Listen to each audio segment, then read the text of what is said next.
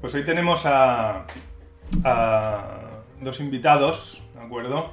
Tenemos a Albert Vegara, que es Game Designer en Abilite. Ahora nos explicará un poco quiénes son Abilite, quién es este estudio y los juegos súper chulos que hacen. Y él trabajó hace un tiempo en Sammy Apps y ahora es Game Designer en Abilite. Y también tenemos a Fran Ruiz, que... Buenas, Fran. Hola, que no he saludado, por cierto. Sí, no te he dejado tiempo, me parece que no te he dejado mucho tiempo para reaccionar, no te he dado pie, ¿eh? No he hecho la pausa dramática, pero bueno, mea culpa, en tono mea culpa. Tenemos a Fran Ruiz, que antes trabajó en Inventa como Game Designer y ahora está como desarrollador en Abilite también, ¿eh? Bueno, pues bienvenidos los dos, ¿qué tal? ¿Cómo estáis?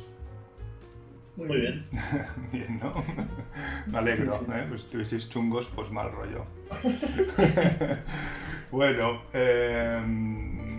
vamos a ver. Tal y como hemos hecho en las otras entrevistas, nos interesan estas entrevistas con game designers para que nos expliquen un poco dos cosas, ¿no? Por un lado, las metodologías y cómo se trabaja en sus estudios, y ahora poco a poco os lo iré preguntando. Y por otro lado, también que nos expliquen pues, cómo entraron a trabajar en nuestros estudios y cómo les fue en sus respectivos estudios. Hoy creo que la entrevista de hoy es especialmente interesante, como la del otro día también, como el último miércoles, porque Fran es un exalumno del SITEM, entonces estudió en la UPC el grado de videojuegos, como mucha gente de este canal, y a lo mejor pues también nos podrás explicar un poco, ahora en unos minutos, cómo has podido casar lo que estudiaste con lo que después te ha tocado trabajar. Y por el otro lado tenemos la otra cara de la moneda, tenemos a Albert, que estudió en ENTI. ¿Estudiaste en el grado de programadores o el de artistas? El de programación. El de programación, ¿no? El de developers, muy bien. Sí.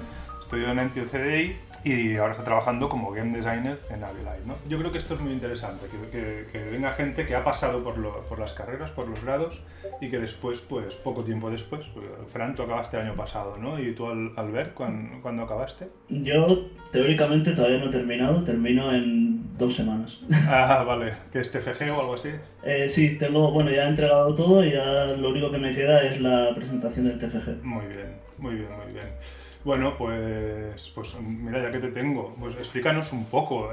Aparte del grado en ENTI, ¿tienes algún estudio más? Aparte del grado, terminado, no tengo ningún estudio universitario ni nada más. Empecé primero de telecomunicaciones, pero, o sea, mi historia es que yo desde pequeño he querido hacer juegos siempre y era lo típico de... No, pero búscate algo que sea más general o algo que no te cierre tantas puertas. Entonces, pues pensé en estudiar telecomunicaciones y de ahí ya, pues, o especializarme en videojuegos o abrirme a más posibles opciones. Lo que pasa que un mes dentro de telecomunicaciones y me di cuenta de que no era para mí. Fue suficiente, ¿no?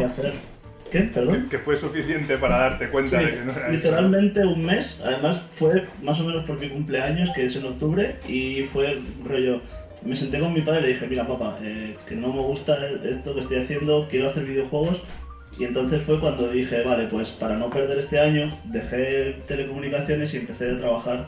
Tuve suerte de encontrar un puesto en videojuegos y estuve de programador junior en, como has dicho antes, en Sammy Apps, que era una empresa de apps de móvil muy pequeñita. Ajá. Pero ya me sirvió para coger un poco de rodaje y empezar a practicar, y ya al año siguiente empecé ya en ENTI, en el 2016. Vale, perfecto. ¿Y qué tal en ENTI? ¿Puedes darle aquí? Ahora ya hay mucha más gente. Antes éramos solo alumnos, pero ahora yo creo que hay muchísima gente que no es parte de... que no está estudiando ni en el ENTI ni en SITEM, y seguramente les interesará saber también cómo os ha ido y que les deis consejos sobre los contenidos, las asignaturas y en general vuestra percepción general del grado. ¿Cómo te fue? Bueno, es como todo, ha habido cosas buenas y cosas malas. Ha habido asignaturas que yo creo que han estado desaprovechadas, asignaturas que me han sorprendido bastante, y profesores buenos y profesores malos. O sea, no se puede decir ni que todo haya sido perfecto ni que todo haya sido horrible, pero bueno, eso es como todo, en plan, no puedo dar una respuesta totalmente Claro. hacia un lado porque ha habido de todo. Mira, ¿sabes qué decía mi abuela? Me decía, si no puedes hablar bien de alguien, al menos asegúrate que no está delante. O sea que no vamos a hablar de las cosas malas, pero si quieres, ¿hay alguna asignatura que te gustase especialmente, o algún profesor, o algo que te sorprendiera, que dijeras, caray, esto sí que mola? Bueno, ahora mismo la última que he hecho que más me ha gustado ha sido la de investigación. Es una optativa de cuarto que da el Héctor. Ajá, Héctor Fuster. Sí, y ha sido una de las asignaturas que más me ha gustado en la carrera. También hemos hecho mucho game design y todo también muy técnico. Pero hemos tocado un montón de cosas, nos dio también consejos para entrevistas laborales y para procesos de selección y todo. Hemos visto muchas cosas del mundo de los videojuegos y creo que para eso es para lo que me apunté, entre comillas. Súper bien. Entonces es algo que me ha dado como mucha información. Guay, súper bien. Estoy seguro que alguno de los que estáis en clase puede buscar por ahí el perfil de Héctor Fuster y colgarlo en preguntas de clase para que los demás veamos quién es, y su LinkedIn o su Twitter o alguna cosa así. Muy bien, perfecto. ¿Y tienes planteado hacer algún estudio superior, algún máster o algún curso de especialización o alguna cosa así? ¿O de momento ya, acabando el TFG, te vas a dar un poco de año sabático? Bueno, de momento he tenido suficiente ya para un tiempo. Claro. Entonces no tengo pensado ahora mismo hacer nada, pero en un futuro sí que he estado mirando algunos cursos o algo, pero ahora mismo no me lo planteo. Vale, perfecto, muy bien. Muy bien, perfecto. Todos sabemos que, aparte de la formación reglada, los game designers y level designers continuamente nos estamos formando y reciclando y autoformando a nosotros mismos, ¿no? Somos un poco autodidactas, porque también sabemos que es un perfil muy transversal, ¿no? ¿Hay algún recurso de este tipo, algún canal, algún podcast, algún perfil de Twitter que te gustaría recomendarnos? A lo mejor no tienes por qué responderlo ahora si no lo tienes muy a mano, pero si durante la entrevista te viene a la cabeza, pues nos lo puedes explicar o lo puedes poner en el canal. Yo estoy seguro que la gente te lo agradecerá mucho. Si tienes algún recurso de este cuentas tipo. de Twitter, una que he descubierto hace muy poco y que me gusta mucho es de un señor que se llama Tommy Norberg, que creo que se ha hecho bastante famoso en Twitter. Sí, se ha hecho famoso, sí. Que hace como sketches dando consejos de level design y tal. Y luego un podcast que me gusta mucho, pero no es game design puro, sino que es aspectos de desarrollo, es uno que hacen en Sony Santa Mónica, que tiene pocos episodios, pero explican el proceso de desarrollo del God of War. Y todas las peripecias que tuvieron que hacer y alguna guarrada que hicieron para arreglar algo a última hora. Y la verdad es que me gusta mucho porque además está muy bien llevado y muy bien. Es muy dinámico. Guay, perfecto, pues mira, más recursos, ¿eh? No hace falta que os diga, chicos, el resto del canal, que cada vez que alguno de los invitados vaya nombrando cosas de estas, pues podéis ir buscando por ahí las cuentas de Twitter que está mencionando, o los grupos o los podcasts, y podemos ir entre todos. Lo digo más que nada para no frenar nosotros el ritmo de la entrevista y así vosotros nos ayudáis, ¿ok? Vale, perfecto. Pues muchas gracias, Alberto. Oye, Fran, te voy a preguntar, ¿qué has estudiado tú? Pero yo ya sé que has estudiado, ¿sí? Has estudiado el grado de videojuegos en SITEM y además con unas notazas, ¿eh? El Fran es mi matrícula, ¿eh? Yo le tengo hoy un cariño especial. Aparte del grado en el SITEM, ¿has estudiado alguna cosa más de diseño o de programación o algo? Sí, bueno, yo empecé, no sabía que Alberto había hecho también teleco, pero bueno, yo soy de Alicante y después del bachiller, como mucha gente, tampoco sabía muy bien a lo que me quería dedicar. Y estuve hablando con algunos desarrolladores que trabajaban en Japón por aquel entonces y les pregunté qué es lo que estudiaron ellos y me dijeron teleco. Así que yo dije, venga. ¿Y cómo llegaste a hablar con los desarrolladores que trabajaban en Japón? ¿Que tenías algún contacto o te pusiste en contacto con ellos por la cara? Lo contacté por internet, rollo por Twitter. Sí. Y no recuerdo exactamente dónde estaba trabajando, creo que estaba haciendo un juego de Transformers por aquel entonces. Ajá. Pero fue un poco la primera persona que encontré porque además tampoco utilizaba mucho Twitter, así que no sé muy bien tampoco cómo lo encontré. Pero lo contacté por ahí y a partir de entonces, bueno, me metí un año a teleco también y estuve un año. Lo que pasa es que al ser una ingeniería está muy centrada en matemáticas y en otros aspectos como como electrónica, que también me gusta bastante, pero yo quería hacer videojuegos. Así que busqué grados especializados en videojuegos y había por aquel entonces uno en Madrid, otro en Castellón y otro en Terrassa, en Barcelona. Y bueno, me vine con mis padres aquí, hicimos pues toda la charla esta que nos dieron y al final pues me vine aquí. Perfecto. Y bueno, a partir de ahí he estado estudiando también sobre todo por mi cuenta porque la universidad está centrada sobre todo en programación. Bueno, la universidad, estamos hablando concretamente del SITEM y dentro del SITEM del grado de diseño y programación de videojuegos, ¿no? Porque sabemos que tanto ENTI como SITEM tiene varios grados, tienen grados más orientados al desarrollo, es decir, a la programación, y otros grados más orientados al arte, ¿sí? Correcto. Y tú además, perdón. Por aquel entonces, como el grado era nuevo, tampoco tenían profesorado especializado en diseño de videojuegos, así que sobre todo la psicología que he visto ha sido orientada a aplicaciones y un poco teoría de la psicología, más que diseño de videojuegos, que fue ya cuando entraste tú que ya vimos por dónde pueden ir los tiros. Entonces, respecto a estudios tengo eso, y después sobre experiencia laboral, el último año del CITEM comencé a hacer prácticas en una empresa de realidad virtual que se llamaba Inventa. Y por aquel entonces, cuando me contrataron a mí, solamente eran 2 chicos, uno que llevaba todo el tema de gestión del estudio y otro desarrollador. Y bueno, a las 2 o 3 semanas de estar allí me dijeron, oye, que necesitamos más equipo para hacer temas de marketing.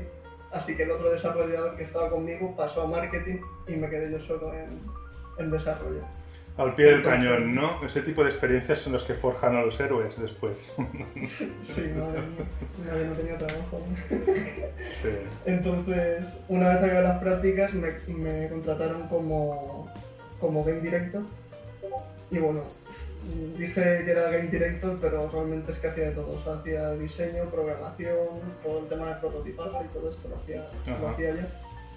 Y luego además también estuve, entre comillas, de recursos humanos, haciendo recruitment de gente para el desarrollo, y contraté también a un artista y un par de chicos de marketing también. Ajá. Entonces hice como de todo, la verdad, en esa empresa. Sí. Bueno, esto está bien, porque si haces un poco de todo, tocas los diferentes palos. Lo que pasa es que me imagino que el no tener mentores en los diferentes ámbitos, pues también tiene que ser un poco estresante. Y que el tener que hacer un poco de todo te permite hacerlo todo superficialmente, pero no profundizar en demasiado. ¿Sí? Correcto.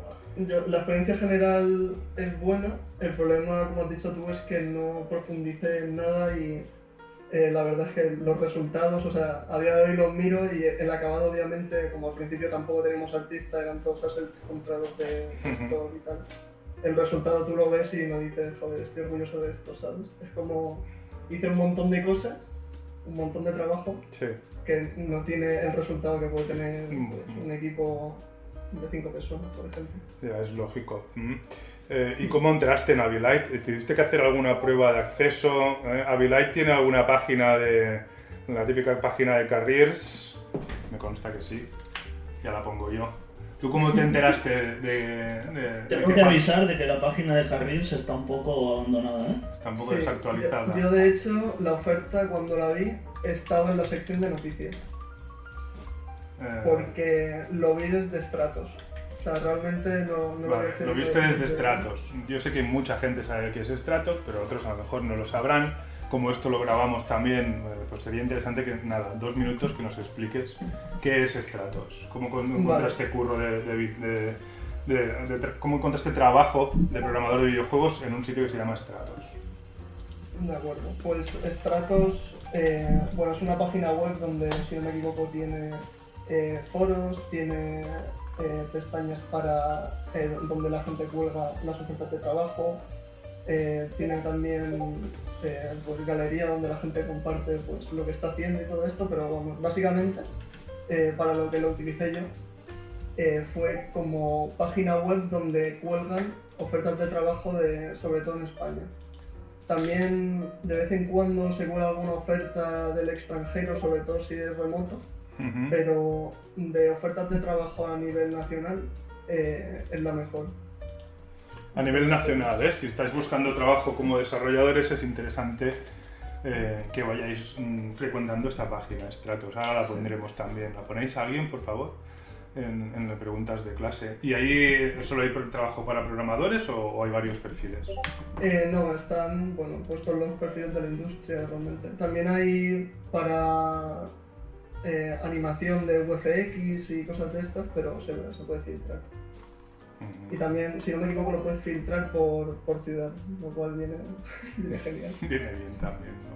Sí. Bueno, voy a aprovechar, ya que te he hecho esta pregunta. Añadir también que yo, antes de comenzar a trabajar aquí, hice las pruebas para entrar de tester, solo que por temas de la universidad y de negociación y todo esto, al final no entré. O sea, hice la prueba y la pasé y todo esto, pero al final no pude entrar. ¿De tester en prácticas te refieres? Sí, correcto, de tester en prácticas. Entonces, una vez acabé el contrato con el anterior estudio, realicé otra prueba, que fue una prueba, si no recuerdo mal, de 3 horas de programación, entré como desarrollador. Sí. Y ahí, pues, a partir de ahí tuve varias entrevistas, y una vez acabamos todas las entrevistas, pues... Vale. Pues escúchame, yo no sé hasta qué punto puedes explicarnos cosas tú mismo, Tú cuando digas, no, mira, eso no, pues no pasa nada. Pero supongo que a la gente que está aquí hoy, pues como en los otros días, les interesa saber un poco cómo es esta prueba, si fue muy difícil, si te sentiste preparado, si puedes darnos algún detalle sin tampoco desvelar exactamente cómo es la prueba, porque no queremos que tenga que volver a hacerla a la pobre gente de Abilite, ¿ok? ¿Cómo fue esto? Tú te presentaste al trabajo, te dijeron, bueno, te hicieron una entrevista, supongo, primero, ¿no? Y luego te dijeron que harían una prueba técnica, ¿o cómo fue? ¿Y cómo fue esta prueba exactamente, o lo más exactamente que puedas explicarnos? Al principio, como he comentado, vi la oferta en Stratos, envié mi currículum y una carta de presentación por correo. Muy bien. Y directamente me contactaron y me dijeron que estaban interesados y que si podría hacer una prueba para entrar. Entonces me citaron un día a una hora y me dijeron, tienes X tiempo para realizar esta prueba. Rollo, este día a tal hora comienza la prueba y lo tienes que entregar a esta otra hora. ¿Sabes? O sea, no me dijeron, entrégalo cuando tú veas y dinos el tiempo que has estado, como en King, por ejemplo, que también hice varias fases del proceso de selección. Sí que me dijeron eso. O sea, me enviaron la prueba y me dijeron, entrégalo en un par de semanas. Sí. Y dinos cuánto has tardado, pero claro, no tenían forma tampoco de llevar el tracking. O sea, pero le hiciste en casa la prueba entonces, te la enviaron en un momento determinado y tú te dijeron, tienes 3 horas para hacerla y tú podías utilizar cualquier recurso que quisieras. Correcto, pero la prueba de acceso como tester sí que fui allá al estudio a hacerla. Entonces supongo que sería porque como entré hace mes y medio, sería por razones del COVID. Pero no estoy seguro de eso. Muy bien, qué valientes, contratando ahí a Peña de Valor en medio de la pandemia, me saco el sombrero. Muy bien. Luego también quería decirlo porque yo entregué la prueba pasado el tiempo, pero pasado bastante tiempo del que debería haberla entregado. Y fue porque, la prueba era para programador puro, entonces yo de programación pues sabía lo justo, entre comillas, para hacer mis juegos y tal. Entonces esta prueba era más orientada a eso, a programador un poco más profesional. Desarrollador, ¿no? Sí, entonces tardé bastante más, pero igualmente lo entregué. Y eso fue un punto a favor, lo digo, por si alguien se puede ver en una situación parecida, en lugar de entregar la prueba con un ejercicio únicamente o de entregarlo vacía o simplemente no entregarlo. Yo hice eso en aquel momento y salió bien. Y te funcionó, ¿no? Claro, bueno, sí, hay que relativizar, es cierto, o sea, las cosas no son tan estrictas. Encuentro un buen consejo. ¿Quieres explicarnos algo más aparte de la prueba de acceso? Creo que has tenido un proceso de mentorizaje también aquí en Abilite. Sí, de hecho, bueno, no lo he acabado todavía. Tampoco me han dicho cuando acaba, pero yo he estado ahora mismo con un mentor que me ha ayudado a realizar las tareas de programación, sobre todo al principio. Y básicamente lo que hace este chico es me ayuda a plantear las tareas, me pregunta cómo las voy a hacer y una vez las acabo me las corrige y me dice en qué podría mejorar. Perfecto. Este proceso, esta figura del mentor existe en casi todos los estudios, este onboarding dentro del estudio, sobre todo las primeras semanas, los primeros meses, y es súper interesante y es algo que es interesante que sepa la gente también, pienso, ¿no? Porque te quita un poco de presión de madre mía, y que sabré hacer el trabajo, no sabré hacerlo. Si has pasado la prueba, ya de entrada tienes que pensar que estás preparado. Y después no te preocupes, que tampoco te van a echar el primer día, ¿no? O sea, suele haber esto, suele haber estos procesos de aprendizaje. ¿Tuviste alguna otra cosa de onboarding que sea destacable en cuanto a documentación, en cuanto a metodología, que te explicasen? No, de acuerdo, perfecto. ¿Y tú, Albert, no, mejor Albert? Bueno, yo entré como tester en prácticas. En prácticas desde Enti. Sí, empecé... Bueno, de hecho mandé un email porque a mí Abilite era una empresa que siempre me había llamado la atención y siempre me había hecho ilusión acabar aquí. Entonces hubo un día que yo estaba aún en segundo de carrera y dijeron, Abilite ha ofrecido si alguien quiere ir a hacer testing un día y conocer el estudio y tal. Y dije, hostia, es mi oportunidad para ir ahí, presentarme y hacer contactos, entre comillas, y hacerme ver. Entonces fui, hice testing del RC Club, que es un juego que está ya publicado de hecho. Y bueno, y me dijeron, oye, ¿y a ti te gustaría hacer prácticas aquí? Y dije, sí, me gustaría, pero no las puedo hacer aún, creo, porque estaba en segundo. Entonces, cuando esté en cuarto, si seguís interesados, pues las hago.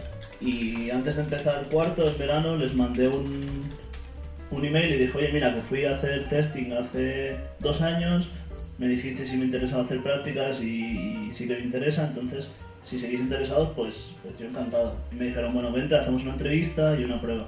Entonces fui, hice la entrevista y me dijeron, vale, pues entra con nosotros, entré de tester. Muy bien, sí. Y entonces, bueno, yo estaba testeando el Hyper Light Drifter y el Maldita Castilla y el Superidora, que son juegos son juegos que Abilite ha publicado, no ha desarrollado, aunque han hecho cosas para los juegos. El Hyper Light añadieron contenido y al Maldita Castilla y el Superidora también. Y siempre, aparte de testear, intentaba pues esforzarme y buscar bugs por Reddit o por páginas de bugs o de reviews del juego, de lo que sea. Y a las 3 semanas o así, Ricardo, que es el lead programmer, que era mi tutor, me dijo, oye, necesito a alguien que me eche una mano en producción, ¿te interesa? Y dije, hombre, sí, claro. Por supuesto, claro. Y entonces, pues bueno, no puedo decir mucho que estuve haciendo porque todavía no está anunciado. No pasa nada. Y bueno, estoy echándole una mano en producción y tal. Y un día Miguel, que es el director creativo, me dijo, oye, ¿a qué te gustaría dedicarte? Aparte de testing. Y dije, bueno, pues me gusta el game design, programación y producción. Y me dijo, oye, ¿te interesaría ponerte como programador para echarnos un cable con una cosa? Y dije, sí, claro, por supuesto. Entonces entré como programador. Dejé de hacer testing y entré como desarrollador. Y estuve haciendo hice muchas cosas. Hice primero una tool para agilizar niveles, para agilizar la producción de niveles en un juego nuevo. Explícanoslo con más detalle, esto creo que puede interesar a más de uno. Vale, tampoco puedo decir mucha cosa, pero bueno, tú intentaré decir lo más descriptivo posible. No hace falta que hables del juego en sí, sino del rol que tenías, ¿no? Y de las tareas que llevabas a cabo, ¿no? Pues también tuve a Javi como mentor, que es supongo, Fran, que te referías a Javi. Sí, es el que tengo yo también. Sí, pues estaba con Javier Carpio, entonces él me echaba una mano y lo que hice fue una tool en Unity para agilizar el proceso de creación de niveles. Es una tool que permitía, pues, como con un pincel pintar niveles muy rápido. Y entonces Javier me estuvo echando una mano y tal, y eso fue la primera tarea que hice. Luego también hice game design de economía. Hice un diseño de economía, pero tampoco puedo explicar mucho más. Entonces, bueno, hice un Excel gigantesco con todos los números de economía y los tuve que balancear todos. El despliegue, ¿no? Era, bueno, eso, economía free to play, entonces sí que apliqué lo que me había enseñado Rafa, que es un profe de Enti que da monetización, y balanceé los números de economía. Luego también hice una tool para balancear esos números.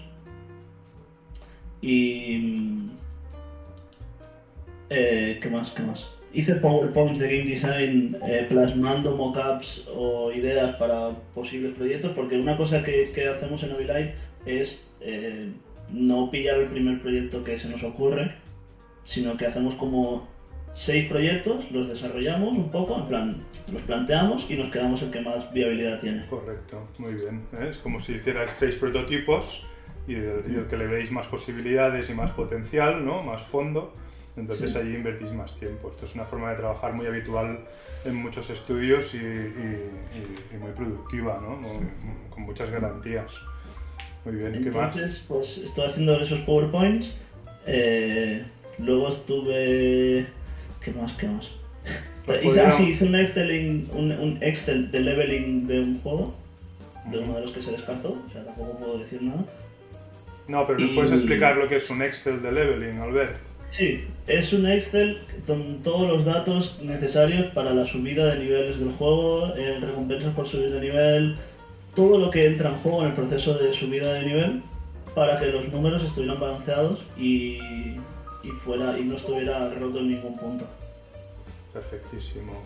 Esto nuestro querido Xavi Torras, no sé si está por aquí, Xavi, el profesor de Level Design en Enti, le llama el despliegue un poco, ¿no? Hacer todo el despliegue en estos Excels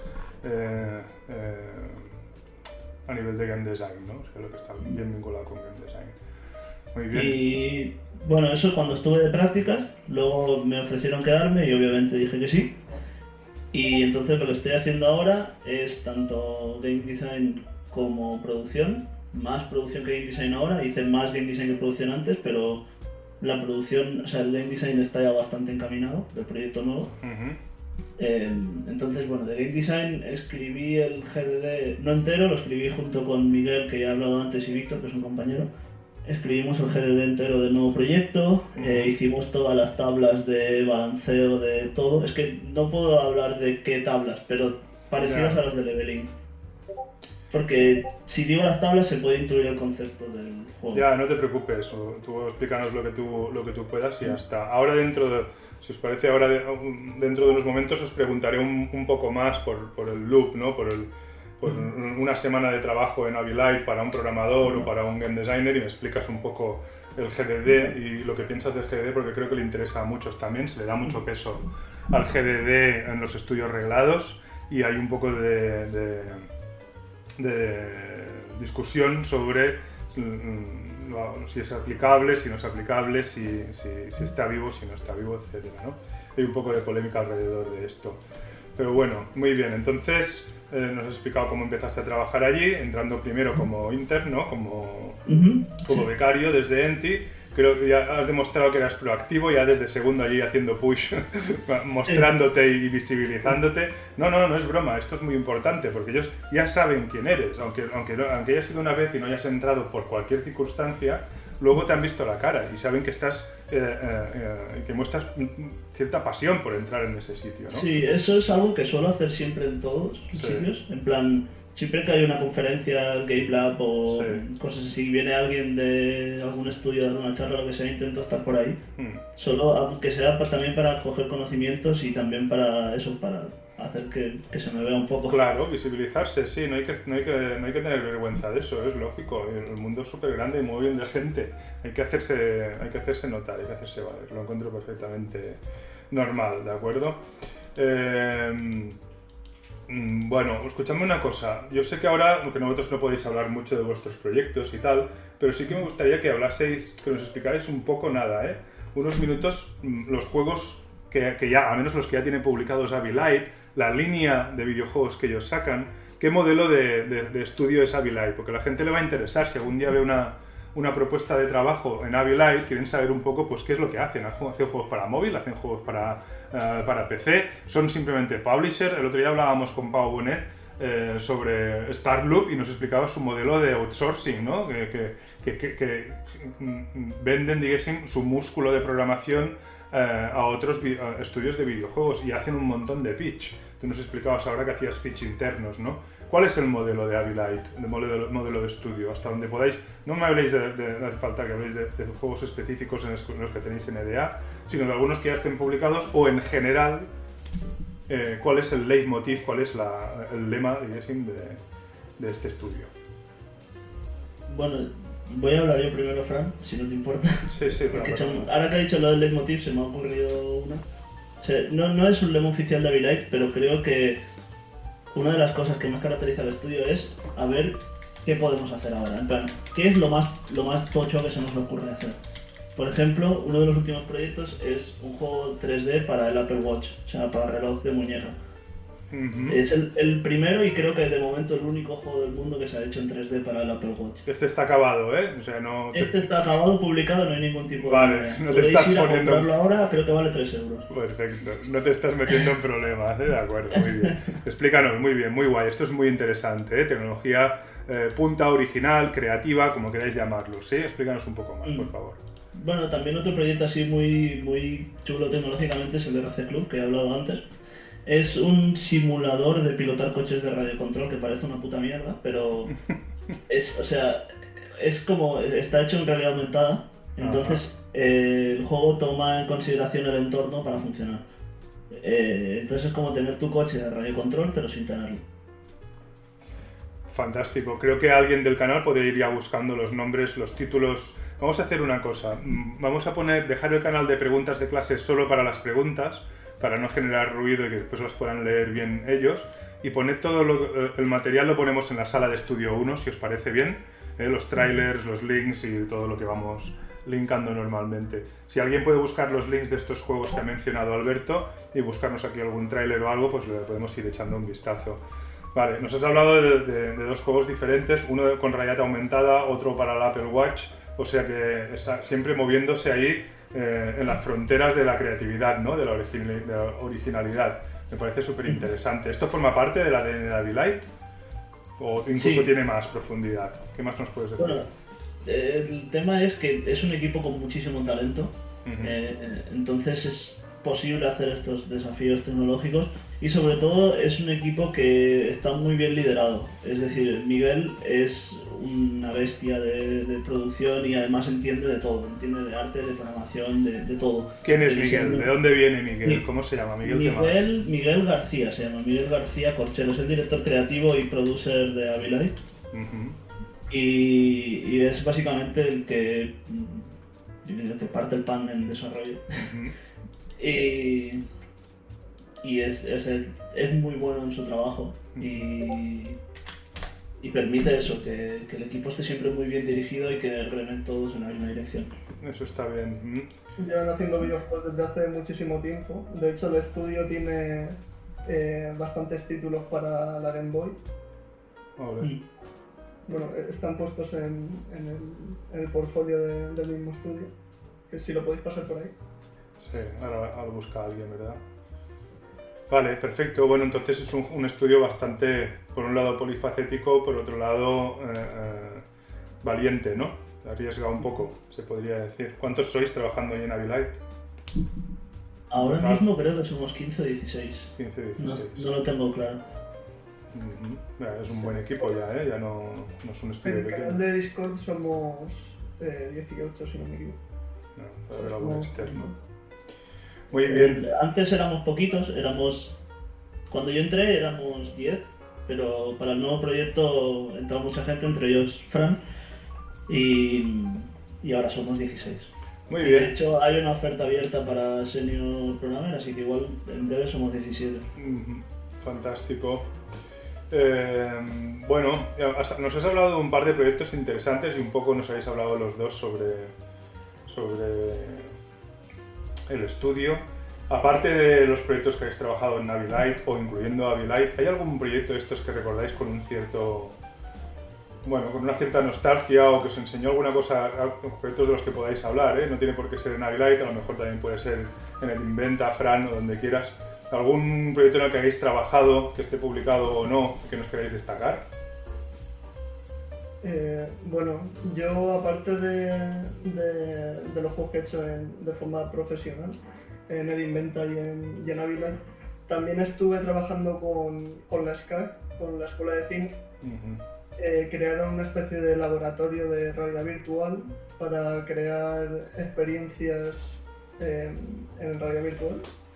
Y bueno, hicimos una historia sobre cómo establece la relación, cómo se establece la relación de la música con un músico frustrado.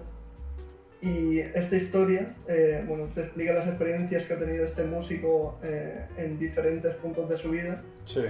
Y el proyecto gustó bastante y bueno, estuvimos en Sonar Más D, que es una zona de tecnología que tiene el Festival de Música Sonar. También fuimos a Sitges y lo llevaron a algún otro festival. Muy chulo, muy transversal. ¿Cómo llegaste a hacer este trabajo para las CAC? Bueno, fue por un antiguo compañero de piso mío, porque yo como estudié en Terrassa, lo tenía... siempre he vivido con gente que hacía cine. Y tiene, bueno, supongo que después os puedes buscar un link a esto para que lo veamos un momento o decirnos cómo se llamaba. A ver si tenemos... No lo tienen subido en ningún sitio, los quiero matar. Ah, muy bien. Pero no lo tienen subido, no sé si eran por normas de la universidad, no sé qué, pero... diles que lo arreglen. Sí.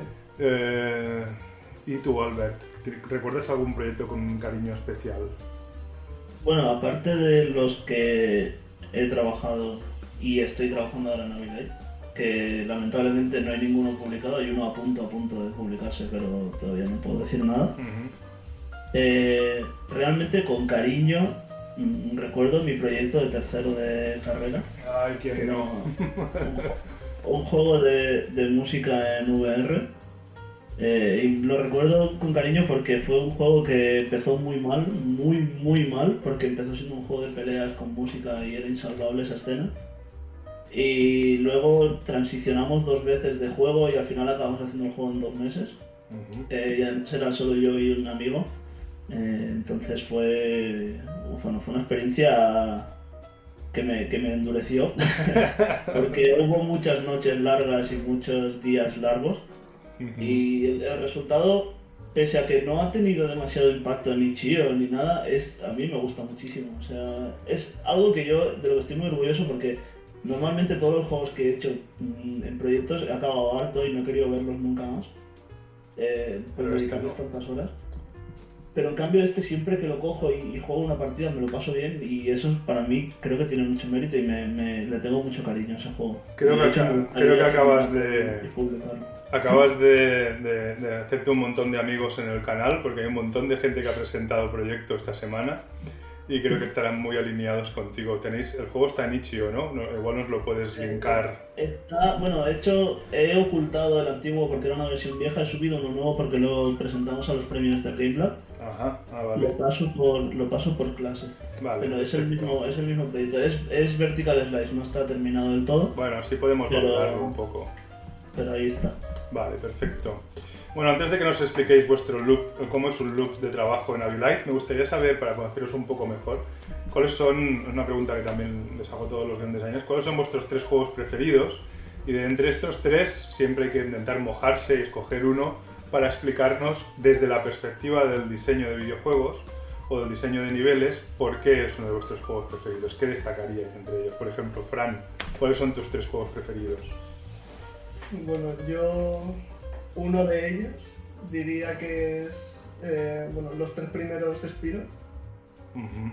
Porque fue un juego que jugué muchísimo de pequeño, me pasé todos los desafíos, conseguí todas las gemas y todo. Claro. Y ayer justo estuve pensando en esta pregunta y me he dado cuenta que en los diseños de niveles que hago todavía hay como matices del diseño de nivel de... Reminiscencias, ¿no? De eso, ya, sí. Lógico. Sí, porque eran niveles bastante lineales, muy cerrados, pero también tenían algunos escapes de exploración. Entonces es algo que me llevó bastante a los diseños que hago cuando comienzo a hacer el block-up de los niveles. Claro. Después, otro juego también que destacaría es Celeste, porque bueno, la cadencia de desafíos es increíble. O sea, cómo lo hace, cómo va aumentando la dificultad también a medida que avanza el juego. Y además, la mecánica de la dificultad está integrada en este caso en la historia, en lo que te quiere contar el juego. Y la verdad es que me parece un juego de 10, tanto en estos aspectos que he dicho como en el control del personaje. Es brutal, es muy bueno. Y luego también diría otro juego, quizás diría el What Remains of Edith Finch, que no sé si lo jugaste al final. Hombre, te lo dije 1000 veces. Tan buenazo.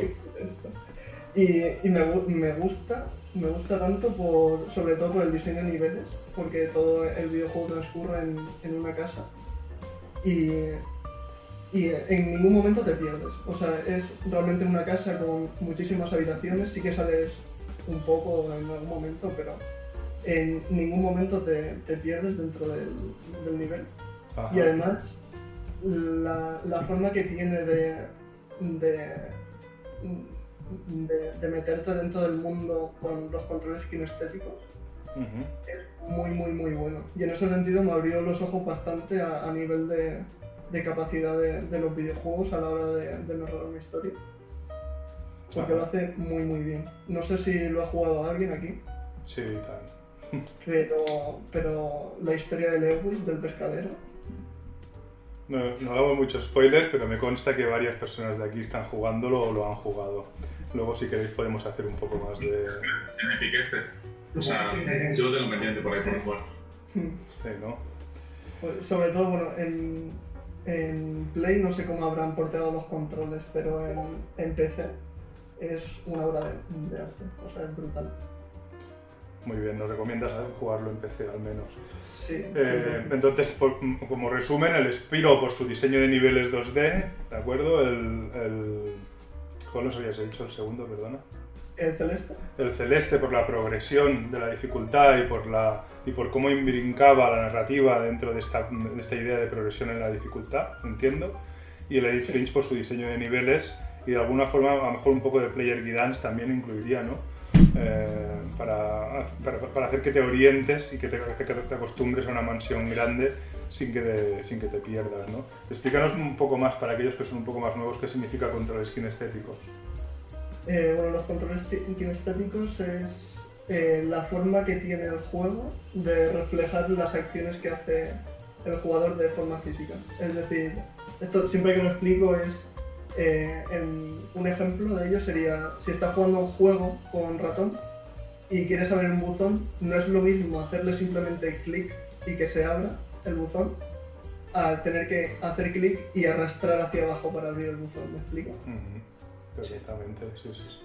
Eso sería bueno, un ejemplo de control kinestético. Sí. La forma que tiene el juego de trasladar el movimiento de las manos del jugador al juego. Correcto, yo creo que la mejor experiencia kinestética que he tenido nunca ha sido jugando en VR a un juego de disparar con arco del Lab de Steam, que realmente estás disparando con arco y acababa pues como cansado de los brazos directamente. Os invito a que busquéis un vídeo, es un juego chulísimo. Muy bien, ¿y tus 3 juegos preferidos, Albert? ¿Cuáles serían? Y si nos puedes destacar decisiones de diseño que te hayan gustado en esos juegos, claro. Sí, yo siempre el absoluto mejor voy a decir que es Portal 2, tanto porque es un juego diseñado de manera excelente, como por lo que ha implicado en mi vida, porque es el juego que me hizo querer dedicarme a esto cuando lo jugué. Fue el juego que me hizo clic en la cabeza y me hizo pensar que los juegos son algo más que el FIFA y que echar la tarde con los colegas. Entonces ese siempre para mí va a ser el número uno absoluto, pese a que considero que hay juegos mejores, pero siempre lo voy a poner como número uno. Luego, en cuanto a diseño de gameplay como tal, diría Nuclear Throne, que es un roguelike basado en un mundo post-apocalíptico, porque me parece increíble cómo han conseguido balancear un roguelike, que son juegos extremadamente difíciles de balancear porque no tienes control directo sobre lo que sucede. Pero me parece que es un juego que nunca te va a hacer pensar que algo es injusto, ni vas a morir porque el juego le dé la gana. Es decir, si mueres es porque lo has hecho mal, give good. O sea. Y luego, en cuanto a diseño de niveles, voy a decir Dark Souls 1 y 3, el 2 no. Por el tema de lo que le llamo momentos A, que es cuando vas andando, pasa media hora que vas andando, subes a un ascensor o bajas una escalera y te lleva a un sitio que no has estado y te crea un atajo y te explota la cabeza la primera vez que te pasa. O sea, es una sensación que ojalá pudiera revivirla ahora mismo, porque la primera vez que cogí un atajo de Dark Souls fue espectacular lo que pasó en mi cabeza. Entonces el diseño de niveles de ese juego es de genios absolutos. Entonces creo que no hay ningún juego que pueda acercarse a ese nivel de diseño de niveles. Es muy destacado, pero bueno, hay juegos buenos también aparte del Dark Souls. Alguien decía hoy en Twitter, alguien muy respetado en el mundo de los videojuegos, cuyo nombre no voy a nombrar, que el mejor de Dark Souls era el segundo, y el que no estuviese de acuerdo no sabía nada del diseño de videojuegos. A mí en Dark Souls 2 me parece que tiene decisiones de diseño horribles, como la adaptabilidad, por ejemplo. Sí, a ver, explícanos, por ejemplo. La adaptabilidad, para el que no lo sepa, es una estadística que define lo rápido que bebes y lo invulnerable, bueno, lo rápido que usas ítems, de hecho, y lo invulnerable que eres cuando ruedas.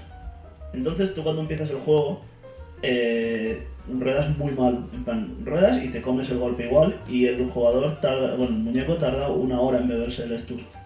Entonces, durante el principio del juego me parece una decisión malísima, porque durante el principio del juego, y bueno, yo conozco mucha gente, principalmente youtubers o gente así, que lo que le gusta en Dark Souls es jugar a 2 manos, con armadura ligera y rodando. Entonces, esta decisión hace que sea imposible de entrada en el juego, bueno, imposible no, pero mucho más difícil, jugar al juego rodando, lo cual le quita la libertad de builds y de tipos de juego que había en el 1 y que vuelve en el 3, y creo que no aporta nada, aparte de una molestia. Muy bien argumentado, desde luego, sí. Hemos hecho muchos análisis de Dark Souls o de los Souls-likes en general durante los diferentes cursos. Hemos analizado principalmente los análisis de niveles en Dark Souls y algunas experiencias relativas al rewarding o al player guidance, pero nunca lo habíamos observado desde este punto de vista. Sería interesante incorporarlo a las clases, lo que comentas, creo. Entonces tenemos Portal 2, tenemos Nuclear Throne y tenemos Dark Souls 1 y 3. Cuidado, el 2 no. Abraham, muchas gracias. Iba a hacerlo yo, veo que los moderadores se ponen la chaqueta de moderador y vamos a hacer la encuesta, ¿no? ¿Cómo se llama en castellano, chicos? La votación, a ver cuál de los 6 juegos que han nombrado es el que más os mola. Yo voy a seguir haciéndoles preguntas, pero fijaos que en el canal de clase es que ha puesto Dark Souls, eso es trampa. Ya está puesta la votación. Id votando los que más os han gustado y veremos al final qué juego nos acaba saliendo, ¿de acuerdo? Vale, muy bien. ¿Y si os tenéis que quedar con solo uno, qué? Yo Portal, lo tienes claro, ¿no? veo clarísimo.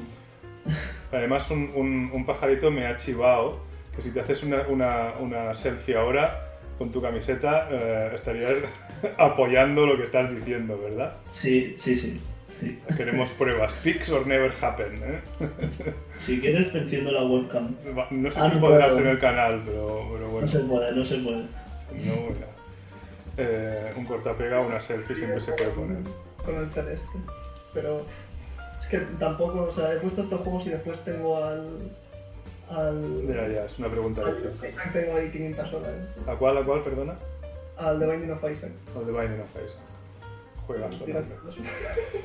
Muy bien, chicos, pues escuchad, si os parece bien, me gustaría hablar un poco el core de la entrevista. Siempre hacemos warm-ups bastante largos, ¿no? Pero me gusta también que se vaya conociendo a la gente, conociendo los estudios, los trabajos, los videojuegos que hacen estos estudios, etcétera. Cómo entrasteis, las pruebas que os hicieron, etcétera. Todo esto creo que es bastante interesante para todo el mundo.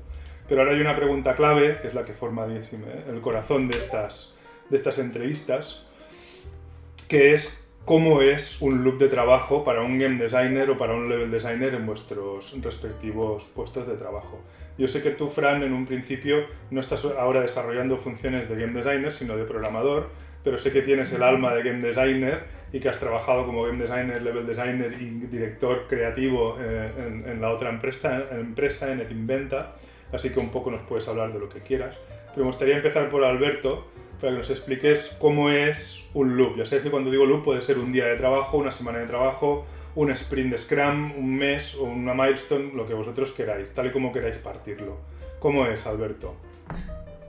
Vale, bueno, nosotros tenemos ahora bastante encarrilado lo que es el diseño, entonces los cambios que hacemos ahora mismo son bastante pequeños, son más ajustes que cambios como tal. Pero bueno, básicamente cuando empezamos el proyecto, que es cuando hubo una carga heavy de game design, el loop era cada viernes teníamos una reunión de diseño, yo, Miguel y Víctor, que éramos los tres que estábamos haciendo el GDD, donde comentábamos todo lo que habíamos hecho esa semana, todo lo que íbamos a hacer la semana siguiente y dábamos feedback sobre lo que habían hecho los demás. Entonces, redactábamos lo que iban a ser todo el GDD, la parte que nos tocase, cada uno hacía una parte y lo evaluábamos al final de semana. También lo que estamos haciendo ahora, eso al principio, lo que estamos haciendo ahora es más que nada hacer un montón de Excels de diseño que contienen todos los datos del GDD, pero volcados en un formato que luego se puede parsear y leer desde el juego. Entonces, ahora más que nada lo que hacemos es tanto tenemos el canal de Discord con el proyecto, cada vez que sale una duda alguien lo pone, resolvemos entre todos, aunque al final si hay duda la voz que manda es la de Miguel, que para algo es el producer. Y eso, pues intentamos resolverlo entre todos, vemos los pros y los contras y acabamos decidiendo. Y así iterativamente con todas las tareas que estamos haciendo, tampoco puedo dar mucho más detalle. Sí, lo entendemos. Entonces es un proceso iterativo, ¿eh? Sí. El que hacéis. De acuerdo. ¿Por qué no nos hablas un poco de... Antes lo hemos empezado a discutir, ¿no? El GDD, el documento de diseño. El Game Design Document, que es algo que enseñamos en todas las facultades y que, como decía antes, genera un poco de vicisitud y de polémica en gente muy respetable en el mundo de los videojuegos. Recuerdo hace un par o tres de años que estaba, por ejemplo, Amy Hennig, que era la directora, creo, directora creativa de Last of Us 1 y de algunos de los Uncharted, y en esa charla nos explicó que el GDD o la utilización de un GDD era una metodología que estaba obsoleta, que el GDD no se lo leía a nadie y que simplemente servía para sentar las bases de un videojuego muy inicialmente, pero que a partir de determinado momento se necesitaban documentos que fueran más fáciles de editar, más accesibles y que estuvieran más vivos que no un tocho, ¿no? de 200 páginas. Pero sin embargo en muchos no, yo diría que en todos los estudios se sigue utilizando el GDD como documento de referencia. ¿Cómo se usa en Abilite y cómo trabajáis alrededor de este documento? Bueno, principalmente el GDD es clave, sobre todo, y lo digo con un equipo de 16 personas, sobre todo cuando empiezas a tener gente. Es decir, si eres un equipo de 3 personas, todo el mundo tiene muy claro lo que hay que hacer, no creo que haga falta hacer el GDD. Si es un equipo de más de 7 personas, por poner un número aleatorio, yo creo que sí que es necesario, más que nada para tener siempre un documento de referencia. Porque el GDD tiene que tener todo previsto, o casi todo. En un principio, en cosas muy técnicas no se ponen. Pero tú nos hablabas ahora de que el loop es un proceso iterativo, por lo tanto cada semana habrá cambios, cada semana habrá modificaciones, cada semana hay cosas que van dentro, que van fuera, entonces ese documento se tiene que estar actualizando continuamente, ¿es así? Sí, efectivamente. ¿Y quién lo actualiza? Porque en el equipo hay mucha gente, programadores, artistas. Una decisión de no, este modelo no nos gusta, o este diseño de personaje, o esta función o esta librería no son lo que necesitamos. Luego, ¿quién actualiza este GDD? ¿O todos tenéis permisos para ir tocándolo? Nosotros, cambios pequeños, cambios de ajustes a algo, lo que sea, lo hacen los diseñadores. Cambios gordos, se tiene que hacer una reunión o ponerlo en común por el canal de producción, decidir entre todos y entonces se cambia. Pero lo de, por ejemplo, un artista no puede cambiar un objeto que haya en el juego, al menos no sin argumentar. Es decir, si él argumenta por qué está mal, qué problemas puede dar y tal, y tiene sentido, sí que se cambia. Pero de entrada no puede coger y cambiar el juego. Así porque sí. Y sin hablar cada semana tendríamos un juego diferente. Claro, es cierto, es lógico. Sin hablar de juegos concretos, ¿nos puedes poner un ejemplo de un cambio pequeño y un cambio grande? Un cambio pequeño, por ejemplo, un ajuste de daño de una habilidad, por ejemplo, vale. O un ajuste en el área de una habilidad, o yo que sé, un pequeño cambio en el diseño de un nivel. Cambio grande sería un cambio en una mecánica o algo que afecte a mucho, o sea, que afecte tanto al departamento de diseño como al de arte como al de programación, un cambio que vaya a implicar una carga de trabajo grande. Claro, se entiende perfectamente. Muy bien, entonces como metodología utilizáis este proceso iterativo semanal, entiendo, ¿no? Y con estas reuniones en las que de algún modo tenéis voz todo el equipo, ¿o son reuniones más expositivas por parte de los game designers? No, todo el mundo tiene voz, siempre que argumente bien sus motivos. Y eso es algo que creo que está muy bien, porque es decir, yo estaba como intern y podía dar mi opinión y se me escuchaba, y si tenía sentido se ajustaba. Sí. No es como el pringao que está de prácticas, calla, ¿sabes? Ya, o sea que algunas de las propuestas que hiciste tuvieron impacto en los juegos que has hecho o que se están haciendo. Sí. Eso es muy, muy interesante y muy importante. De acuerdo, muy bien. Y en cuanto a frameworks, ¿hay algún framework, por ejemplo, Carlos Meca de King, el otro día nos explicaba que allí en King pues utilizan, o que él, más que en King, él utilizaba el MDA de Marc Leblanc, o que utilizaba también Octalysis de Chow, que son frameworks para diseño de videojuegos, para tener en cuenta también los perfiles de jugadores a la hora de diseñar los videojuegos. ¿Tú, personalmente, o en Avi Light se utiliza algún framework de estos? No utilizamos ningún framework, también porque el proyecto que estamos haciendo ahora no lo requiere. Entonces no usamos ninguna herramienta de estas. ¿Y has trabajado en algún proyecto que sí lo haya requerido, o tú mismo conoces alguno de estos frameworks que te parezca válido o no? Son frameworks que enseñamos en la universidad, por eso los destaco, o bueno, al menos los enseño yo. Por eso los destaco por si después tienen proyección en el mercado realmente, o si se quedan en un plano muy académico, ¿sabes qué quiero decir? Te voy a ser sincero, y es que no he utilizado ninguno. Me parece correcto, no, si esto está muy bien, hay que ser sincero en este sentido. Perfecto, y tú, Fran, en un día a día de tu trabajo, o en un loop de trabajo ahí en Avi Light, llevas poco tiempo, pero seguro que nos puedes explicar un poco, y si no, pues un poco de referencia de cuando trabajabas en Edinventa. Sí, bueno, yo ahora mismo como programador, lo que hacemos todos los lunes es cogemos y vemos la lista de tareas que hay, realizamos una estimación de cuánto nos va a llevar cada tarea, que es lo típico, y nos ponemos a ello hasta que marcamos como completadas las tareas en nuestra herramienta de trabajo, que no sé si la puedo decir. Sí, es software libre, pues. Vale, pues lo subimos en Mantis. Y ahí, en mi caso, mi mentor llega y me indica los cambios, y si tengo alguna duda, pues podemos hacer llamada o extender la información en este caso por Discord. Y aparte de Mantis, que ahora nos explicarás lo que es, ¿utilizáis algún software más? Trello, Hacknplan, yo qué sé. Al principio comenzamos con Trello porque por el sistema de mentoring nos aislaban bastante del resto de tareas. Entonces, para llevar un control entre el grupo de 3 que éramos, pues utilizábamos eso, un Trello. Y ya utilizamos Mantis, pero que yo recuerde también tenemos otra aplicación que es para controlar las horas de trabajo. Y ya está, y utilizamos Discord para la comunicación. Vale, ¿y para el repositorio de archivos? ¿Drive mismo o tenéis algún servidor o alguna web o algo? ¿No? Un servidor propio con SVN y el Tortoise para el control de versiones. Ah, perfecto. Sí, un Tortoise que yo no lo había utilizado nunca, la verdad. Vale. Es parecido a GitHub, Sí, es pero un un poco más... un poco más feo, no sé cómo se llama. Sí, pero la diferencia es que va entre comillas local, no lo sube a internet. O sea, te conectas al servidor de la empresa y ahí está guardado todo. Correcto.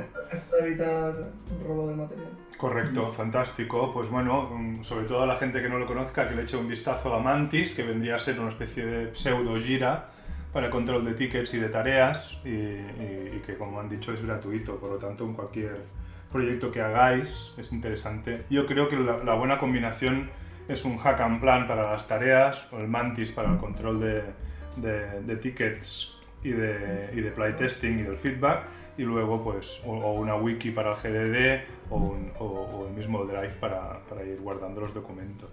Muchos estudios trabajan así a estos niveles.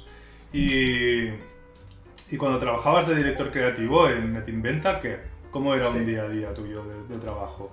Bueno, eso era muchísimo más dinámico, entre comillas, como tenía que hacer de todo. Normalmente al principio de semana realizaba, porque bueno, al principio mi objetivo era sacar prototipos, ¿vale? Porque tenemos una aplicación de realidad virtual para móviles con la cual los niños pues aprendían, bueno, niños y adultos podían aprender distintos idiomas, matemáticas, como multiplicaciones, divisiones, etc. Y bueno, normalmente sacaba un prototipo por semana. Entonces el primer día lo dedicaba sobre todo a realizar un estudio de mercado en móviles y, bueno, sobre todo en móviles y otras plataformas, buscando referencias y pues podía sacar un documento fácilmente con 10 propuestas, cogiendo otros videojuegos que habían funcionado en el mercado y fusionando esas mecánicas con las nuestras.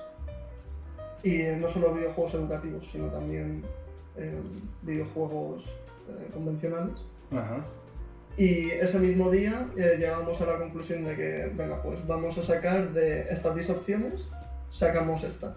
Y me dedicaba toda la semana a realizar el prototipo, hacía una build y se la enviaba a mis compañeros de equipo. O sea, que hacías un prototipo a la semana. Sí, y si el prototipo gustaba, tenía pues 1 o 2 semanas, dependiendo de lo grande que fuese el proyecto, para sacarlo adelante. Entonces la aplicación lo que tiene es un menú con distintos modos de juego y tú ahí dentro pues eliges el juego al que quieres jugar. Son minijuegos. Bueno, también está guay porque es un ritmo frenético, pero cada semana vas tocando cosas nuevas, no te vas a aburrir y, sí. Y a nivel de producción perfeccionas tu pipeline personal, digamos, ¿no? Hasta niveles extremos. A ver, lo bueno y malo entre comillas es que, por ejemplo, el documento de diseño, como era algo que iba a ver solamente yo y únicamente yo, pues me ponía mis links a mis referencias para saber qué tenía que hacer y tal, pero claro, no iba a hacer un documento de 50 páginas para un minijuego porque... Te lo hacías a tu manera, ¿no? Sí, era un proceso más orgánico, era ver qué se sentía mejor y implementarlo. Perfecto. Y de lo que estudiaste en la carrera, los frameworks que te enseñamos en Game Design, en Level Design, el MDA, Octalysis, todas las cosas que aprendimos en la asignatura de Level Design, por ejemplo, CCST, Player Guidance, todo este tipo de cosas, ¿luego le has podido dar alguna utilidad o personalmente crees que puede tener proyección en el mundo profesional? Sí, a ver, a mí lo que me pasa es que yo tampoco cojo una metodología y la sigo al pie de la letra. Así que en la universidad, como nos obligábamos a utilizar esas metodologías y teníamos que hacerlas de esa forma, así que al final en tu background profesional se te quedan esas costumbres. Entonces, yo ahora, por ejemplo, si me pongo a diseñar un videojuego, no digo, vale, lo voy a hacer de esta forma, ¿sabes? Sino que un poco sigo las metodologías que he sentido yo que eran de más utilidad. Como por ejemplo la de los Game Pillars, Sí. de tener pues 2 o 3 pilares de juego y a partir de esos pilares todas las decisiones que vayas a tomar dices, vale, esta decisión encaja con este pilar, sí o no. Si no encaja, lo tiras a la basura. Correcto. ¿Sabes? Correcto. Eso va genial. O sea, la mejor lección que me han dado a mí en la universidad son los Game Pillars. El Core Game Pillar, el pilar principal y una serie de pilares secundarios siempre que refuercen esa experiencia de juego y que refuercen el hecho de por qué el juego es divertido, ¿no? ¿Qué es lo que lo hace divertido? Correcto. Muy Y sobre bien. todo yo lo utilizo bastante en Game Jams, porque ya cuando estás 30 horas sin dormir y dices, tío, sí, hago esto y no sé qué, ya estás medio muerto y tomas decisiones que no deberías tomar. Ya. Pero en Game Jam sí que se nota bastante. Recuerdo una, por ejemplo, que hice hace un par de años, que hice una aventura gráfica en un momento de mi vida donde tenía un amigo muy cercano que tenía problemas con las drogas y tal. Quise hacer un videojuego para que una persona que no es adicta, que no sufre esta adicción, se pueda poner en el lugar de esa persona y poder entenderlo de alguna forma. Entonces, ahí sí que utilicé bastante los Game Pillars porque claro, si haces un juego de drogas normalmente con este tipo de cosas o sobre violencia y tal, sueles caer en estereotipos que le hacen más daño al juego que alimentarlo. Entonces, no sé, es algo que sí que utilizan bastante en esos casos. Creo que jugué a ese juego, creo que me lo enseñaste, luego lo podemos linkar si quieres. Vale, ¿Te parece bien? Lo busco y lo paso. Perfecto. Core Game Pillars, es un gran consejo. De hecho, este juego tiene muchísimas descargas. Nos lo pusieron en la página principal un par de semanas seguidas. Perfecto. No sé si tenía como 1000 y pico descargas, o sea. Oye, Fran, ahora que mencionas lo de las Game Jams, tú has participado en bastantes, ¿es verdad?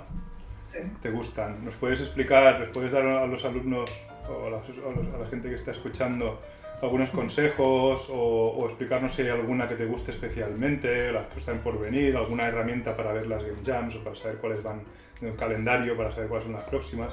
Ahora que está el mundo enclaustrado, ¿no?, en su casa, pues también es una opción interesantísima, las Game Jams online. ¿Qué nos puedes decir? Sí, pues a ver, de consejos a nivel de producción, el más valioso es encontrar una idea que te convenzca al principio. Porque normalmente te ponen un tema, hice una de Ivy, recuerdo que el tema era no sé qué contra la piratería de música, en plan, un tema que nos quedamos así y dijimos, tío, ¿qué es esto? ¿Qué hacemos? Y se nos ocurrieron 1000 ideas, comenzamos a hacer una y dijimos, tío, esto no funciona, vamos a cambiarlo. Total, hicimos 3 juegos. Yeah. Y salió, pues, dentro de una Game Jam que te va a salir algo un poco pocho, sacamos algo, pues eso, que no funciona muy bien. Entonces, las Game Jams que mejor me han ido han sido las que a lo mejor nos ocupamos 5 o 6 horas, nos damos un paseo, nos vamos al parque, damos una vuelta, nos bebemos lo que sea por ahí. Y pensar una idea guay, algo que te motive de verdad, porque vas a estar 3, 4, una semana, 2 semanas haciendo un juego. Entonces tienes que buscar algo que te motive a ti y que motive al equipo para hacerlo. ¿Y lo recomiendas como una práctica buena para los estudiantes, para luego ampliar su portafolio? Claro, sí, obviamente. Las Game Jams, de hecho, tuve una entrevista porque, bueno, yo cuando dejé el trabajo comencé a enviar muchísimos currículums y por el tema del COVID me respondió poquita gente y ahora me están empezando a llegar respuestas. Me ha contestado Ninja Theory, me ha contestado Guerrilla y destacan sobre todo eso las Game Jams. De hecho, los de Guerrilla me han dicho, porque yo hice una aplicación general no recuerdo cómo se llama exactamente, pero vamos, que no aplicas directamente a ningún vuestro puesto, trabajo en concreto, sino que aplicas y si a ellos les interesa, pues te contratan. Sí. Y lo que me han dicho es que el perfil les ha gustado mucho, que lo que pasa es que no encajo ahora mismo en el estudio, pero me han dicho que jugaron al juego del pato, que les ha encantado y que se guardan mi currículum por si en un futuro sale algo donde pueda encajar. Es que es muy potente ese juego, pero me imagino que ahora estás bien en Abilite y un tiempo aquí te vas a quedar, ¿no? Eso sí. Por De supuesto. hecho, he tenido otras entrevistas también, pero tengo las entrevistas más que nada para conocer más a fondo qué hace el estudio y para conocer también a la persona de recursos humanos por si algún día lo necesito. Claro, eso nunca va mal.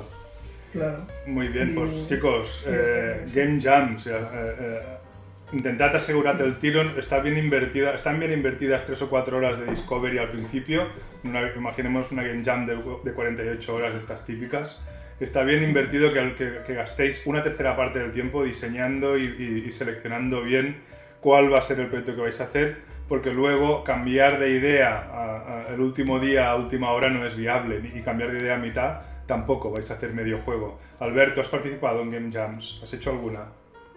Es que he participado en poquitas, por no decir en ninguna. No recuerdo ninguna que haya participado. Sí que hice una en la uni, pero le dediqué muy poco tiempo. Ajá. Y no es algo a lo que me he dedicado y me arrepiento bastante, pero más que nada lo he hecho porque no he tenido tiempo con todos los trabajos de la uni y aparte de estar trabajando y todo. Claro. Y es una espina que tengo clavada el no haber hecho más Game Jams. Y es algo que en el futuro sí que me gustaría hacer. Guay, mola.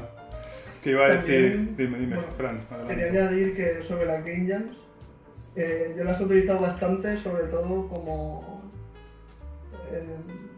vía para expresarme un poco, ¿sabes? Como hay gente a lo mejor que escribe, que toca algún instrumento, pues yo me he desahogado de alguna forma con Game Jams, ¿sabes? Esto es súper chulo. Intentar llevar como ese sentimiento que tienes en el momento a mecánicas, aplicarlo en visuales, aplicarlo en este tipo de cosas.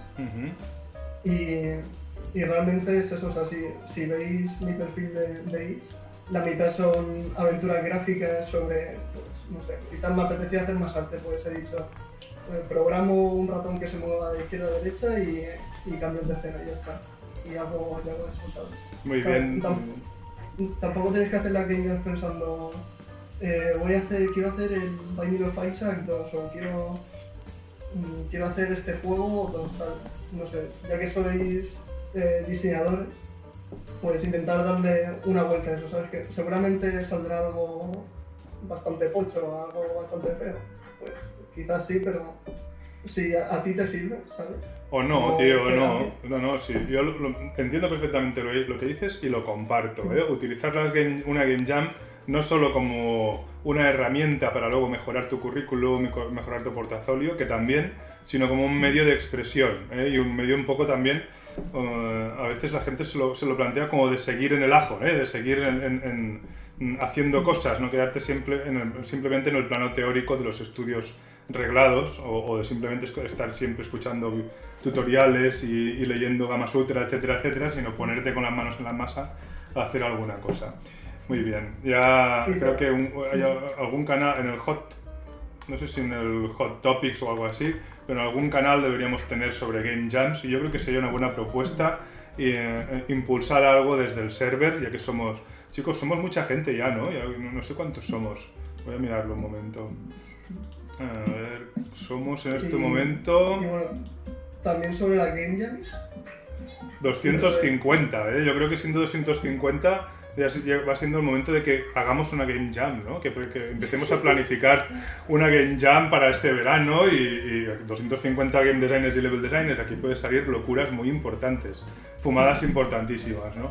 Dinos, Fran. Eso también lo quería comentar, que las Game Jams, que no te miedo a hacerlas solo o hacer una Game Jam con 2 personas, porque veo mucha gente que hace Game Jams de 10 personas, de 12, o sea, no entiendo cómo se puede hacer una Game Jam de 12 personas.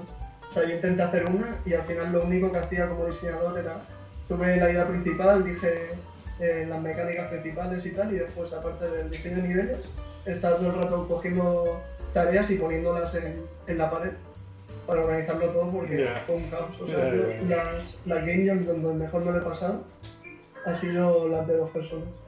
Guay. Oye, Fran, si montamos una game jam, ¿tú me ayudas a montarla y formas parte del jurado?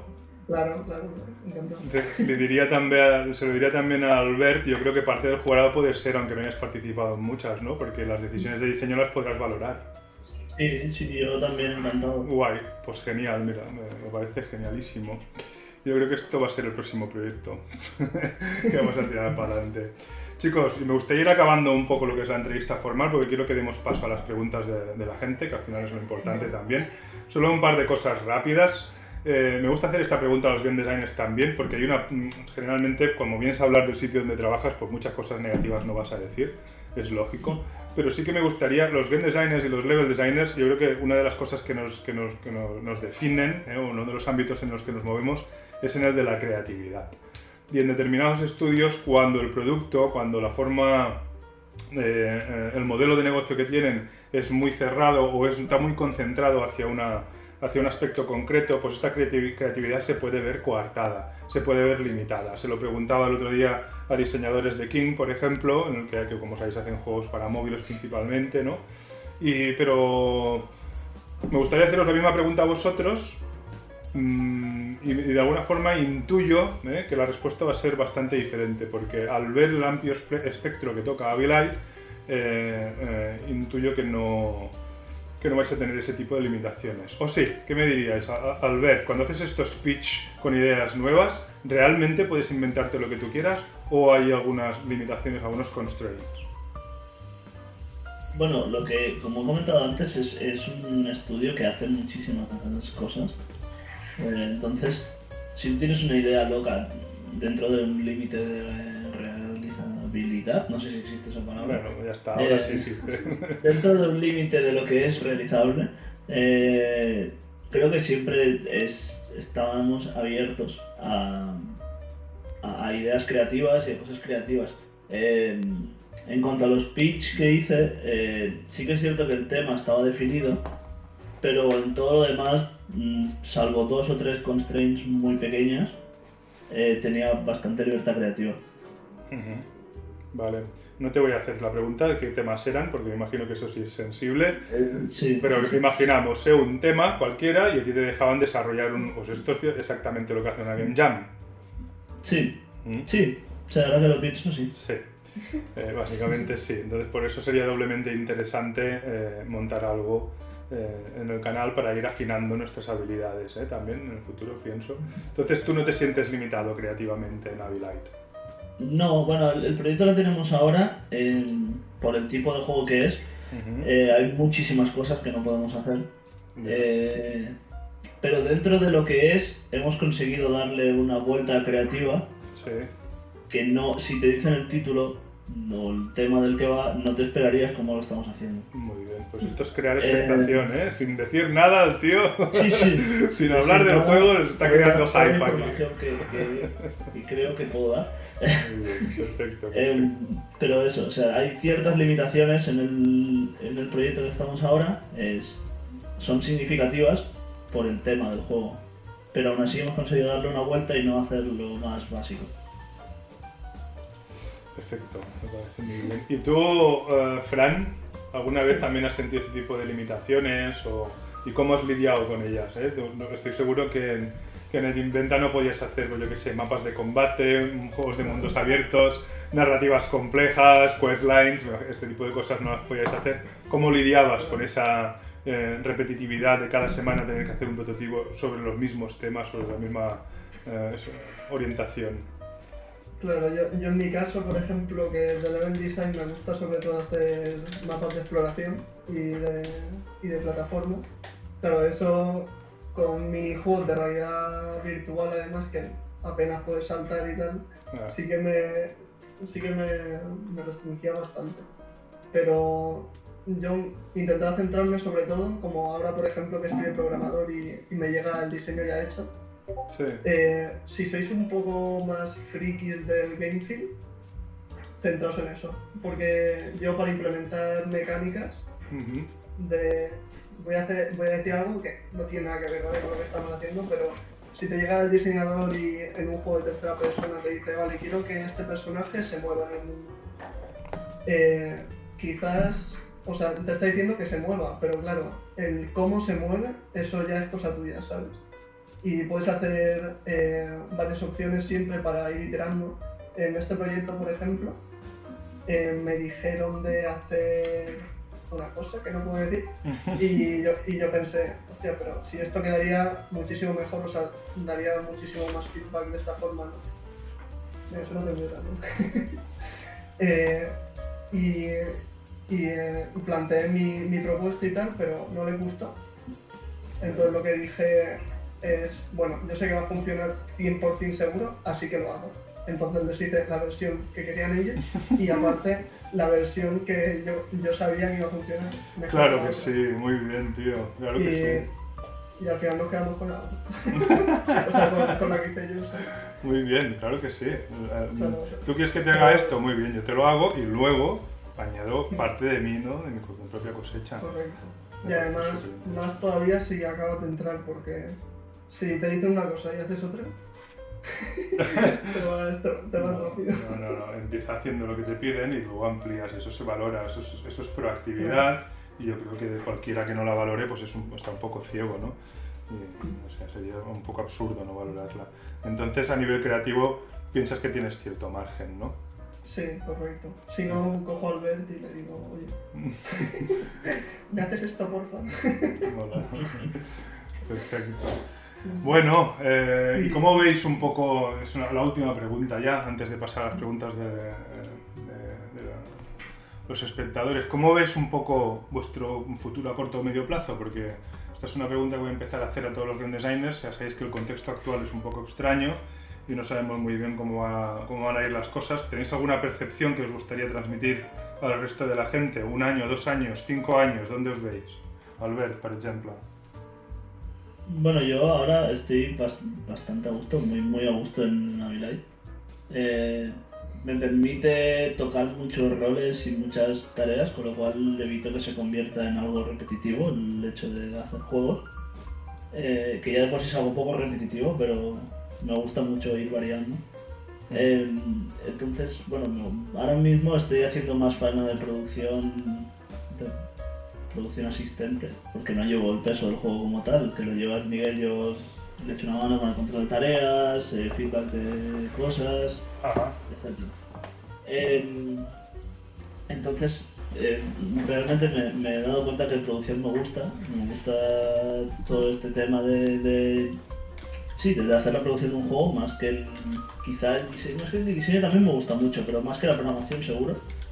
Y me gustaría poder seguir dedicándome a hacer producción y ampliar más aún el peso que tengo en el estudio. Pues llevar un proyecto entero yo solo, bueno, no tener que depender del visto bueno de nadie, cosas así. En plan, poder llevar yo el peso del proyecto. ¿Te gustaría ir hacia director del juego, director creativo o productor, no? Sí. Muy bien. Pues te veo, apuntas maneras, Albert. Te veo bien en ese sentido. ¿Y tú, Fran? Yo realmente, si me lo hubieses preguntado hace un par de meses, te hubiese dicho diseñador de niveles o diseñador. Lo que pasa es que depende bastante del contexto. Porque ahora, por ejemplo, yo la relación que tenía con la programación antes era simplemente de pura necesidad para realizar los proyectos. Y me gustaba, pero tampoco hubiese dicho esto me vuelve loco, ¿sabes? Solo que ahora, por ejemplo, con el mentor que ha comentado antes, Albert, ha hecho que la programación me encante, ¿sabes? O sea, igual que con el diseño de niveles antes me gustaba mucho, pero tampoco lo tenía explorado y tuvimos tu asignatura y fue como un boom, ¿sabes? Ya. Depende mucho del contexto y de cómo trabajes el tema. Entonces, a mí ahora mismo la programación me gusta mucho, el diseño también me gusta mucho, diría que están ahí los dos, porque también está la parte de diseños de free to play, que la verdad es que esa no me llama nada, por no decir otra cosa, pero Es más divertido de lo que parece, tengo que decir. es que veo que la línea ahí de bien y mal está muy poco definida. Sí, hay que ser muy cuidadoso. Lo Pero veo- yo que lo he tocado, te puedo decir que también me sale una mierda y me he divertido mucho.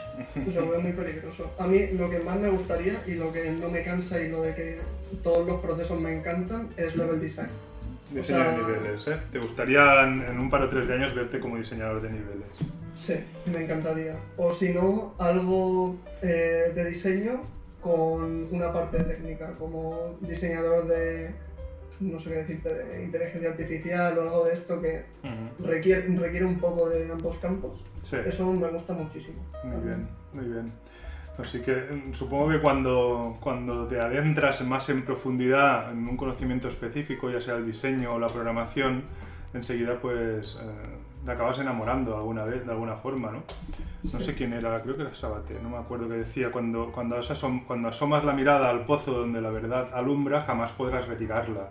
Ya te quedas allá iluminado. Bueno, muy bien. Pues yo creo que ahora es el momento, chicos, despertad, seguro que están todos jugando a la Switch mientras escuchan esto rollo podcast. No, me consta que hay unas cuantas preguntas. Chicos, id poniendo en el canal de preguntas de clase todas las preguntas que tengáis para hacerles a Fran y a Albert. Poned su nombre primero o si no poned a los dos, ¿de acuerdo?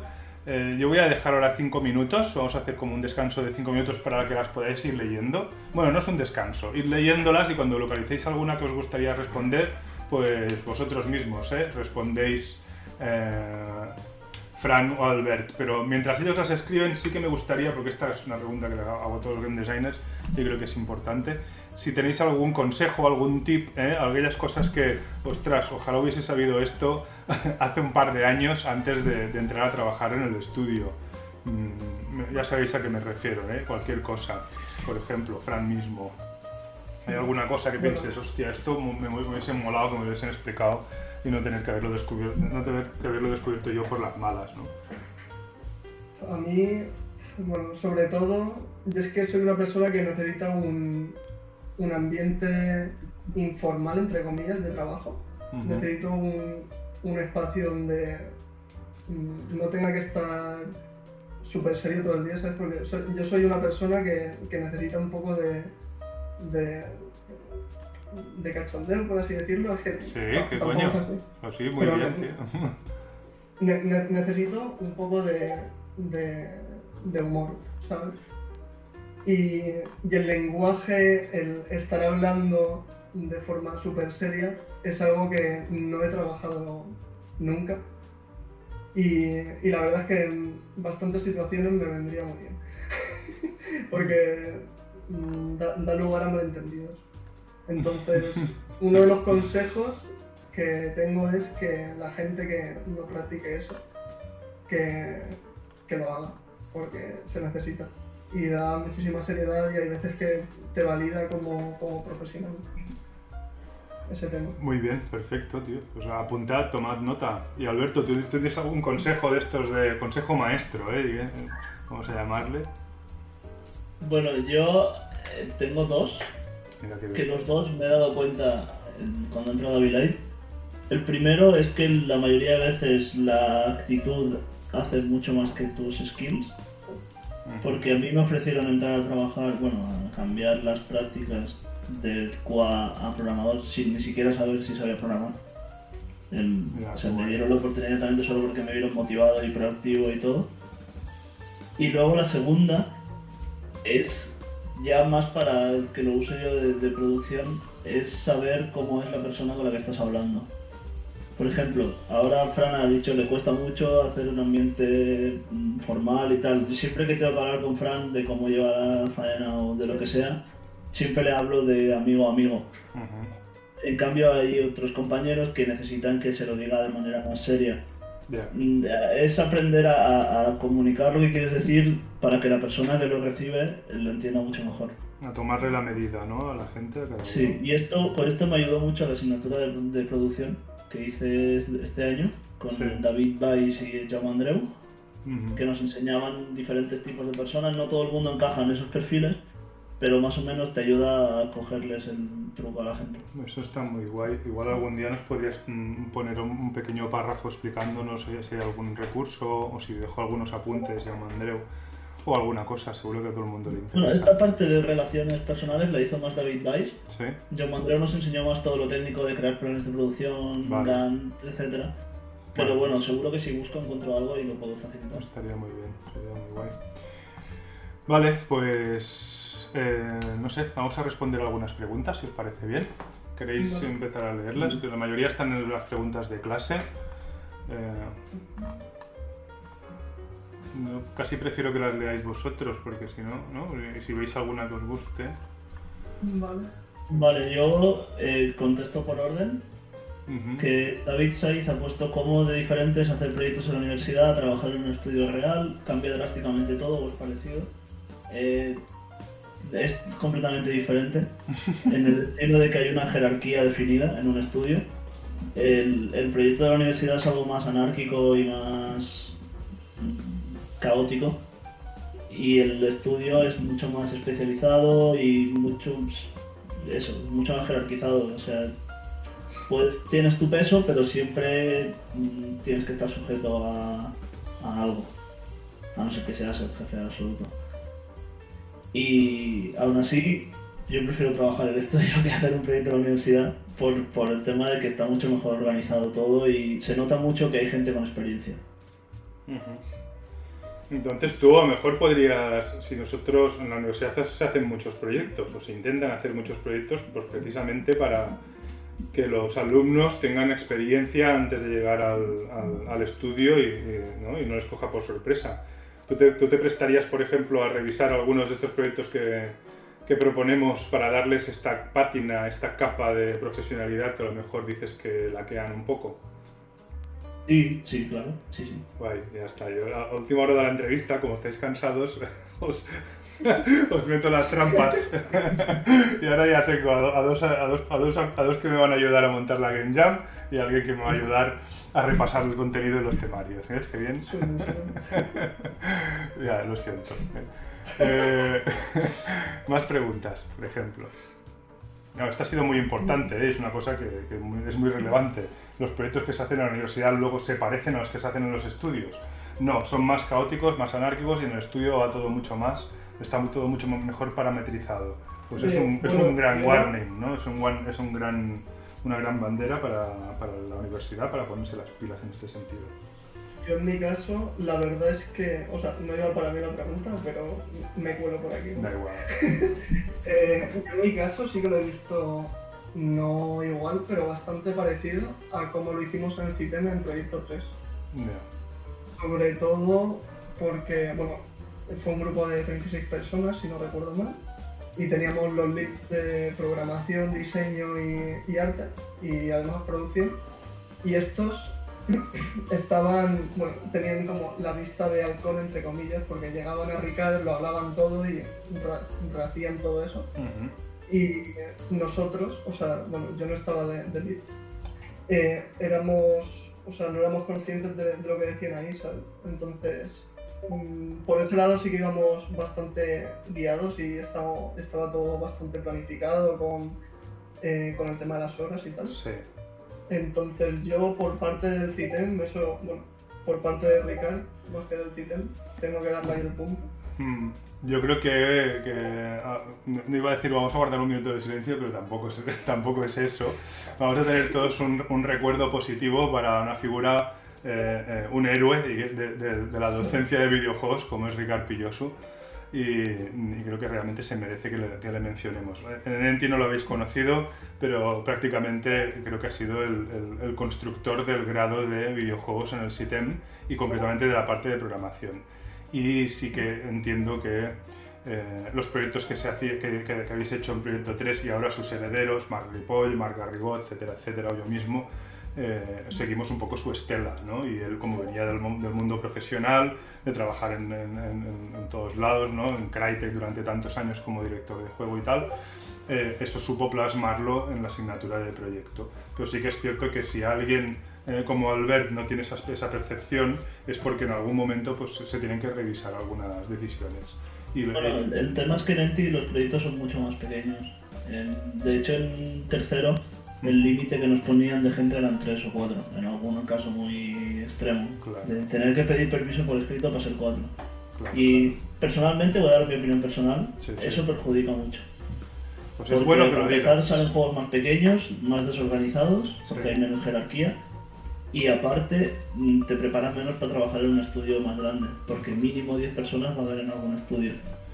Es bueno que lo digas porque no va a caer en saco roto. Yo todo lo que decís aquí, no solo yo, sino que aquí hay muchos estudiantes y muchos de entre ellos son, ¿cómo se llama?, delegados de clase. Ahora van a ver los claustros, que ellos están invitados y pueden decirlo abiertamente a la dirección de Enti o del SITEM o de cualquier otra facultad o universidad. Yo creo que esto está bien, que hablemos sinceramente y honestamente, porque al final de lo que se trata es de mejorar tanto el periodo de formación como el periodo de acceso al mundo laboral y profesional. ¿Sí?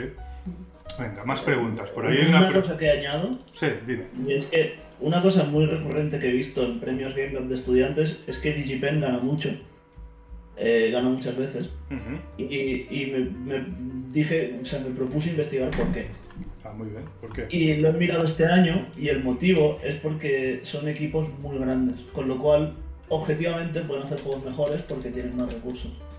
Y esto creo que pese a que Enti es muy insistente en hacer equipos pequeños para trabajar en grupo, etc., creo que perjudica más que aporta. Lo digo desde el constructivismo absoluto, Sí, no sí, como, sí. No creo que no nadie como crítica destructiva ni nada, pero es algo que para futuros años o lo que sea, creo que es interesante tenerlo en cuenta. Pues mira, súper interesante. Vamos a ponerlo ahí en el canal de dónde estudiar, ¿de acuerdo? Sabemos que aquí hay gente de todos lados y que este servidor no está patrocinado por nadie, o sea que podemos hablar con total libertad, si no, pues... Podemos buscar a Red Bull, que ponga el loguito. Bueno, si nos patrocina Red Bull vale, pero ninguna universidad hasta de momento. Y no va a pasar, si no, no podríamos hablar libremente como podemos hacer hasta ahora. ¿Dónde estudiar? Lo pongo yo mismo, ¿de acuerdo? Muy bien, más preguntas. Venga, ¿tenéis más preguntas por ahí para ir respondiendo? Contesto yo otra por ir también. Como quieras, Bueno, sí, como queráis. A mí me han preguntado qué usas para traquear las Game Jams y realmente cuando tengo tiempo, cuando tengo ganas de hacer una Game Jam, voy al link que ha puesto justo abajo Ian y miro alguna que me guste. Si hay alguna que no me gusta la temática, directamente me la voy yo. En plan, cogemos, en mi caso yo suelo hacer las Game Jams con otro amigo que se llama Eric, que no sé si te acordarás de él. Hombre, y tal, no voy a olvidarlo. y cogemos un tema que nos guste y en ese momento, bueno, ya lo he dicho antes que muchas veces lo utilizamos para plasmar rollo lo que sentimos y todo este rollo hippie. No, está bien. Pero, no sé, si vemos alguna que nos llama la atención de esta página web, pues la cogemos. Si no, pues buscamos el tema. O si a veces nos ha pasado que nos hemos suscrito a una y cuando nos sacan el tema decimos no nos apetece hacer esto y le damos una vuelta al tema. Por ejemplo, el juego del pato, el tema era autodestrucción. Uh-huh. Entonces, claro, muchísimos juegos de bombas, de eres un globo y hay pinchos o vas a explotar por lo que sea y nosotros cogemos y te hacemos una aventura gráfica de un juego de un pato que se droga y se autodestruye, ¿sabes? Entonces hay muchas formas de darle la vuelta a los temas también. Muy bien, perfecto. Creo que ves estas respuestas a preguntas de alumnos, yo creo que valen su peso en oro. Sirven para todos. La pregunta te la hace uno, pero todos los demás se acaban de llevar ahora una información importantísima. Tenemos más preguntas, ¿no? Para Albert. ¿Cojo yo una ahora? Sí. Si hacemos una cada uno. Vale. Sí, coge la de David. Bueno, arriba hay la de Alex que dice que si se valora mucho en las empresas saber usar software externo al desarrollo de videojuegos como PowerPoint y Excel. Bueno, no sé si se valora mucho, pero si no sabes usar PowerPoint y Excel es imposible hacer game design. En la cara. O sea, los Excels de balanceo de game design son imprescindibles. O sea, a no ser que sea rollo algo, el idea guy, típico meme del loco que da ideas. todo lo que sea del game design va a requerir usar Excel para balancear, o aunque sea para tenerlo plasmado en algún sitio que luego pueda leer el programa. Y PowerPoint también por el tema de ideas o cambios a la mecánica, lo que sea. Cualquier cosa que necesites pitchear, vas a tener que hacer un PowerPoint. Entonces, más que se valore, es que sin eso no se puede hacer la faena bien. No puedes trabajar. Yo casi que ampliaría un poco la pregunta y diría que no solo las suites ofimáticas, sino el hecho de recibir algún tipo de formación sobre, bueno, yo qué sé, yo conozco auténticos Excelmancers, que cogen el Excel y te pueden hacer cualquier locura y dices, pero esto lo has hecho en Excel, tío, ¿cómo puede ser? O maestros de las presentaciones, que de eso también hay muchísima teoría, muchísimo libro, muchísimo tutorial, muchísimo experto de leadership y de coaching que te hacen pues sus cursos o sus tips o sus listas de los 10 mejores trucos para hacer una buena presentación. Esos son soft skills que se necesitan. Al menos un game designer o un level designer las va a necesitar, ¿de acuerdo? Porque tiene que exponer un montón de información y un montón de cosas que ha creado y que tiene que hacer que se entiendan. Creo, no sé, Albert, si me secundas o no, yo supongo que sí. Sí. ¿No? Vale. ¿Qué más preguntas hay? Fran, ¿tienes alguna más también, me parece, no? Sí. Aquí hay una. ¿Cómo tienes pensado hacer la transición? ¿Intentarás hacerla dentro de la empresa donde trabajas ahora o irás a buscar directamente la oferta de level designer a otro lado? Bueno, en mi caso, yo ahora mismo en Abilite estoy súper contento, estoy súper cómodo. Y también, como ha dicho Albert antes, en esta empresa somos bastante polivalentes. Y ya ha hablado, bueno, en este caso Miguel, que es el director creativo, sabe muy bien cuáles son nuestros fuertes y cuáles son nuestras motivaciones. Entonces, bueno, lo he hablado con él, bueno, lo hablamos al principio cuando entré de forma un poco extraoficial, pero ya me dijo que sí que habría algún momento donde podría realizar level design. Lo que pasa es que, bueno... Poco a poco, ¿vale? Normal. Poco a poco, claro. Muy bien. Habláis de vuestro jefe como de una persona muy razonable y de Abilite como un estudio donde es interesante trabajar, No... Cosas claras, Siempre está abierto a sugerencias, nunca va a ser nazi con nada. Guay. De hecho, yo acabo de entrar al proyecto y sugería cambios y los aceptaban. Bueno, aceptaban, los evaluábamos todos, si tenían sentido los aceptábamos. Correcto. Y Abilite es una empresa que yo creo que se puede definir como exigente pero rewarding. Sí. O sea, te van a exigir un montón, pero te van a dar un montón también. Pues es un videojuego casi, Sí. Estáis trabajando en un videojuego. Vale, muy bien, Fran. Hay una pregunta para los dos que hace Aleix Azuela. Dice, al principio de la presentación habéis hablado de hacerse conocer, de hacerse ver, de visibilidad. ¿Cómo recomendaríais conseguir esto? ¿Cómo recomendaríais, Albert? Bueno, yo lo que hago es ir a todos los eventos que puedo. Eso está claro. Y siempre que voy a algún evento o algo intento hacer alguna pregunta para que se me vea. Que parece una tontería, pero yo siempre digo, ya se ha quedado con mi cara. y siempre que voy por ejemplo, en el Game Lab, pues intento, ni que sea en un momento de que tenga un minuto, hablar con alguien importante. En el Game Lab del año pasado estuve hablando con Sean Layden, que es no sé si sigue siendo, pero era el director de PlayStation Studios. Y también con gente que conozco de seguir por Twitter, como por ejemplo seguía a Juan de la Torre, que era un chico que estaba en Team Gotham y ahora está en Devolver de Producer. Y es alguien que seguía en Twitter y me hizo ilusión decirle hola y hablar 5 minutos con él. Y así, eso es lo que intento hacer siempre, o sea, ir a todos los lados que pueda. Muy importante también. Ahora estamos un poco más limitados. Ahora precisamente es el Game Lab, no sé si, supongo que la mayoría lo sabéis, ¿no? Sí, hay que sacar un poco el resto y tanto hacer game jams como meterse en todas los congresos, las jornadas, los eventos que podamos, Eso es súper interesante porque le pones cara a la gente y quieras o no quieras, eso va súper bien. Es un muy buen consejo, Albert. ¿Tú, Fran, quieres ampliarlo de alguna manera? ¿Cómo te puedes visibilizar mejor? Bueno, aparte de, como ha dicho Albert, de ir a eventos presenciales y tal, también si hay algún aspecto de algún juego que te encante, que digas, Dios, cómo me gusta esto, como es el ejemplo de Dark Souls, que veo tanto, No te quedes en solo, Dios, me encanta esto, y empieces a ver vídeos de diseño de niveles en Dark Souls, no sé qué. Intenta preguntarle a la gente que lo ha hecho, ¿sabes? O sea, el ejemplo del chico que le habló al del Borderlands. Aleix es el que está ahora aquí en el escuchando. Digas hola, Aleix. Hola. Pues es genial, o sea, no hola, solo... Hola, perdoneu. Vale. Estic amb el mòbil i és més difícil desmutejar-se. No pasa nada. Sigue, Fran.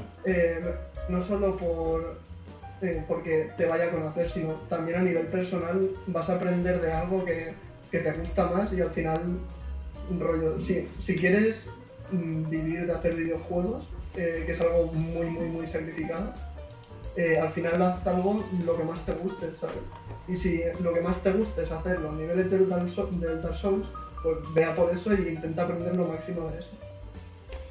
Pues encuentro que también es un súper consejo. Yo os lo dije algunos días en clase, la gente es mucho más accesible de lo que parece. Si le envías un mensaje por Twitter o en un canal de Discord o en cualquier sitio a alguien que tenga cierto renombre o cierta fama, si eres educado y la pregunta que le haces tiene sentido, no tiene por qué no contestarte. Al contrario, os sorprenderíais de la cantidad de gente que os responderá y que incluso entablará una conversación con vosotros.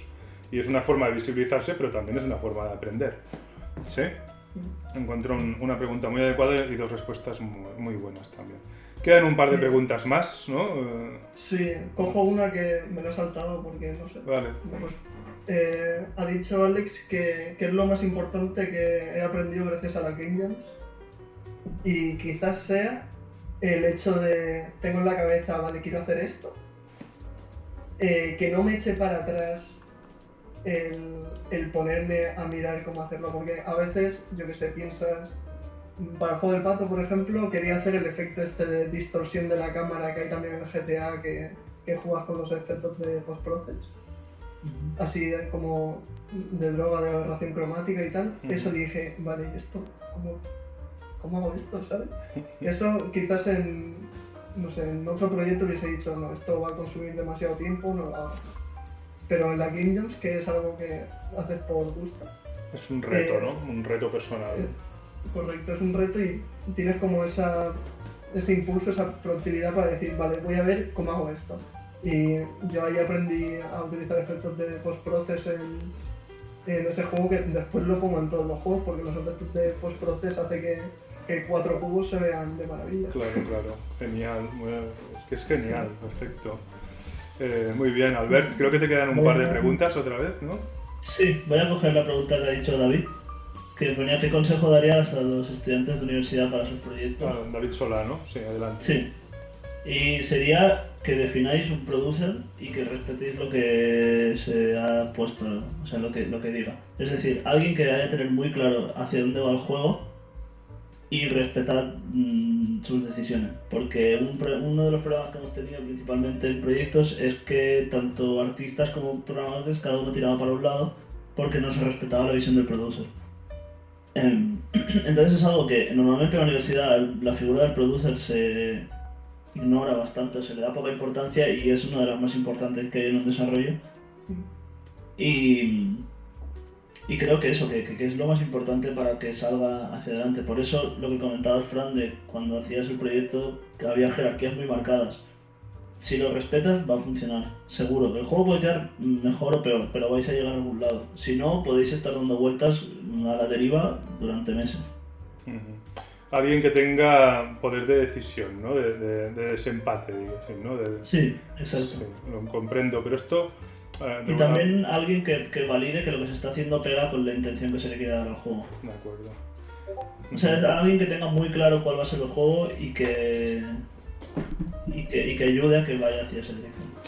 ¿Y no crees por eso, haciendo un poco de abogado del diablo, que en estas edades, ¿no?, en las que se está estudiando el grado, es difícil encontrar con un perfil así, con esta capacidad de liderazgo, un producer, ¿no?, que tenga las ideas tan claras y que sepa imponerse y que sepa decir esto está bien o esto está mal?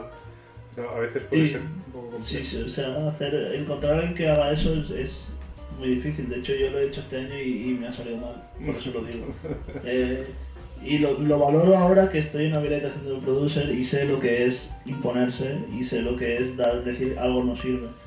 Porque antes era como, uy, es que igual va a sentar mal que diga esto, lo que sea, pero al final, a fin de cuentas, lo que te tienes que preocupar es de que el juego llegue a algo.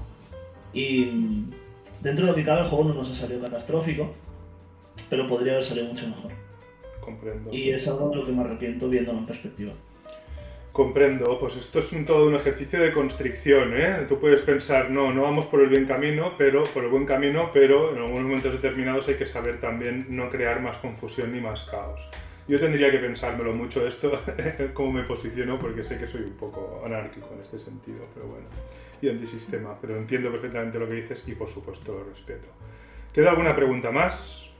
Había una pregunta final aquí a los dos, ¿no? ¿Queréis que os la haga yo? Vale. Dice, habéis hablado mucho de Abilite. ¿Qué es lo más útil, guay, que habéis aprendido? Pueden ser cosas pequeñas, no hace falta que sea la gran cosa, puede ser un detalle o una visión más general. Venga, va, pues me parece una buena pregunta para terminar nuestra sesión de hoy. ¿Qué es lo más guay que habéis aprendido en Abilite? Yo, en mi caso, en comparación con el trabajo que tenía antes, porque el primero, el de Inventa, fue, a pesar que todavía no estábamos con el tema del COVID y todo esto, era a distancia. Y el hecho de trabajar solo, tú solo, en la habitación, toda la semana metido 8 horas al día, es bastante deprimente. O sea, al final acabas bastante deprimido. Entonces, lo que he aprendido aquí también es que también, a pesar de estar trabajando a distancia, sí que tienes contacto con la gente, porque yo estoy hablando con mi mentor, estoy hablando con Albert, estoy hablando con gente que tiene otras dependencias. Entonces, el ir haciendo llamadas, el ir recibiendo feedback, porque claro, en la anterior empresa yo no mostraba nada hasta el final de la semana, pero yo en esta, en cuanto hago una tarea, llego a Javi y le digo, oye, ya he hecho esto, tal, míratelo, y me da feedback. Entonces, el trabajar en equipo, ¿no? El poder trabajar en equipo y tener gente alrededor, aunque sea virtualmente, ¿no? Sí, eso motiva muchísimo. Muy bien, muy bien. ¿Y tú, Albert? Danos una píldora, algo interesante. Bueno, yo lo que más útil me ha servido, bueno, lo más útil me ha sido el ser un poco polifacético, tanto haber tocado programación como diseño, como producción, que son las tres cosas que le dije a Miguel que me gustaría hacer. Me ha permitido encarrilar mejor lo que es mi futuro y me ha hecho darme cuenta de lo que me gusta y a lo que me gustaría dedicarme. Y sí que es cierto lo que dice Fran, porque ahora que estamos desde casa, yo tengo 1 hora y media de ida y 1 hora y media de vuelta a la oficina, y aún así preferiría volver a la oficina que seguir desde casa. Muy bien. Por el simple hecho de llegar cada día y que Javi al mediodía te funda el Tekken o cosas así. O sea, son cosas que no sabes lo que tienes hasta que lo pierdes. Y pese a que me da muchísima pereza hacer la hora y media de camino, preferiría volver al estudio solo por eso. Bueno, pero para eso Dios inventó la Switch, ¿no? Y nos liberó del tedioso tren. Muy bien, perfecto, chicos. Yo creo que ha quedado también otra entrevista súper chula. Hemos conocido otro estudio súper chulo, más metodologías, más formas de trabajar, más personas, ¿no? Porque también lo que mola es conocer a las personas, yo pienso eso. El Ricard, que lo hemos nombrado antes, hemos trabajado juntos muchas veces y me decía, en procesos de selección, no hay que contratar perfiles, hay que contratar personas. Cuando tú ves la motivación, y también nos lo decía Dani Iglesias, ¿no? Que no todo era aptitud, sino que muchas cosas eran actitud. Cuando ves la motivación y la actitud de las personas, te importa poco qué es lo que su experiencia anterior o cuáles son sus puntos más fuertes, sino ver que allí hay una proactividad y que puede haber una progresión interesante dentro del estudio. Yo estoy seguro que vosotros dos tenéis un futuro súper guapo y mola poder decir que os hemos tenido en el canal y que hemos podido hablar con vosotros. Tanto Dani como Carlos, como Pau, como Alfonso, como varios que han pasado por aquí, normalmente se ofrecen a darle una cierta continuidad a estas entrevistas, ayudando a todos estos chavales que son vosotros hace un año, o sea que estoy seguro que conectaréis fácilmente. Más adelante, a partir de ya, vamos a empezar a traer game designers, no necesariamente exalumnos, pero me hacía mucha gracia traer exalumnos para que la gente de los grados supiese que existe la posibilidad, que no es un espejismo, ¿de acuerdo? Así que me gustaría que le dieseis un poco de cancha a la gente que pues estos días os hable o os haga preguntas y darle un poco de continuidad a la entrevista. Y poca cosa más, chicos, que estoy muy orgulloso de teneros aquí y creo que todo ha ido bastante bien. Así que micros muteados fuera y creo que es el momento de un gran aplauso.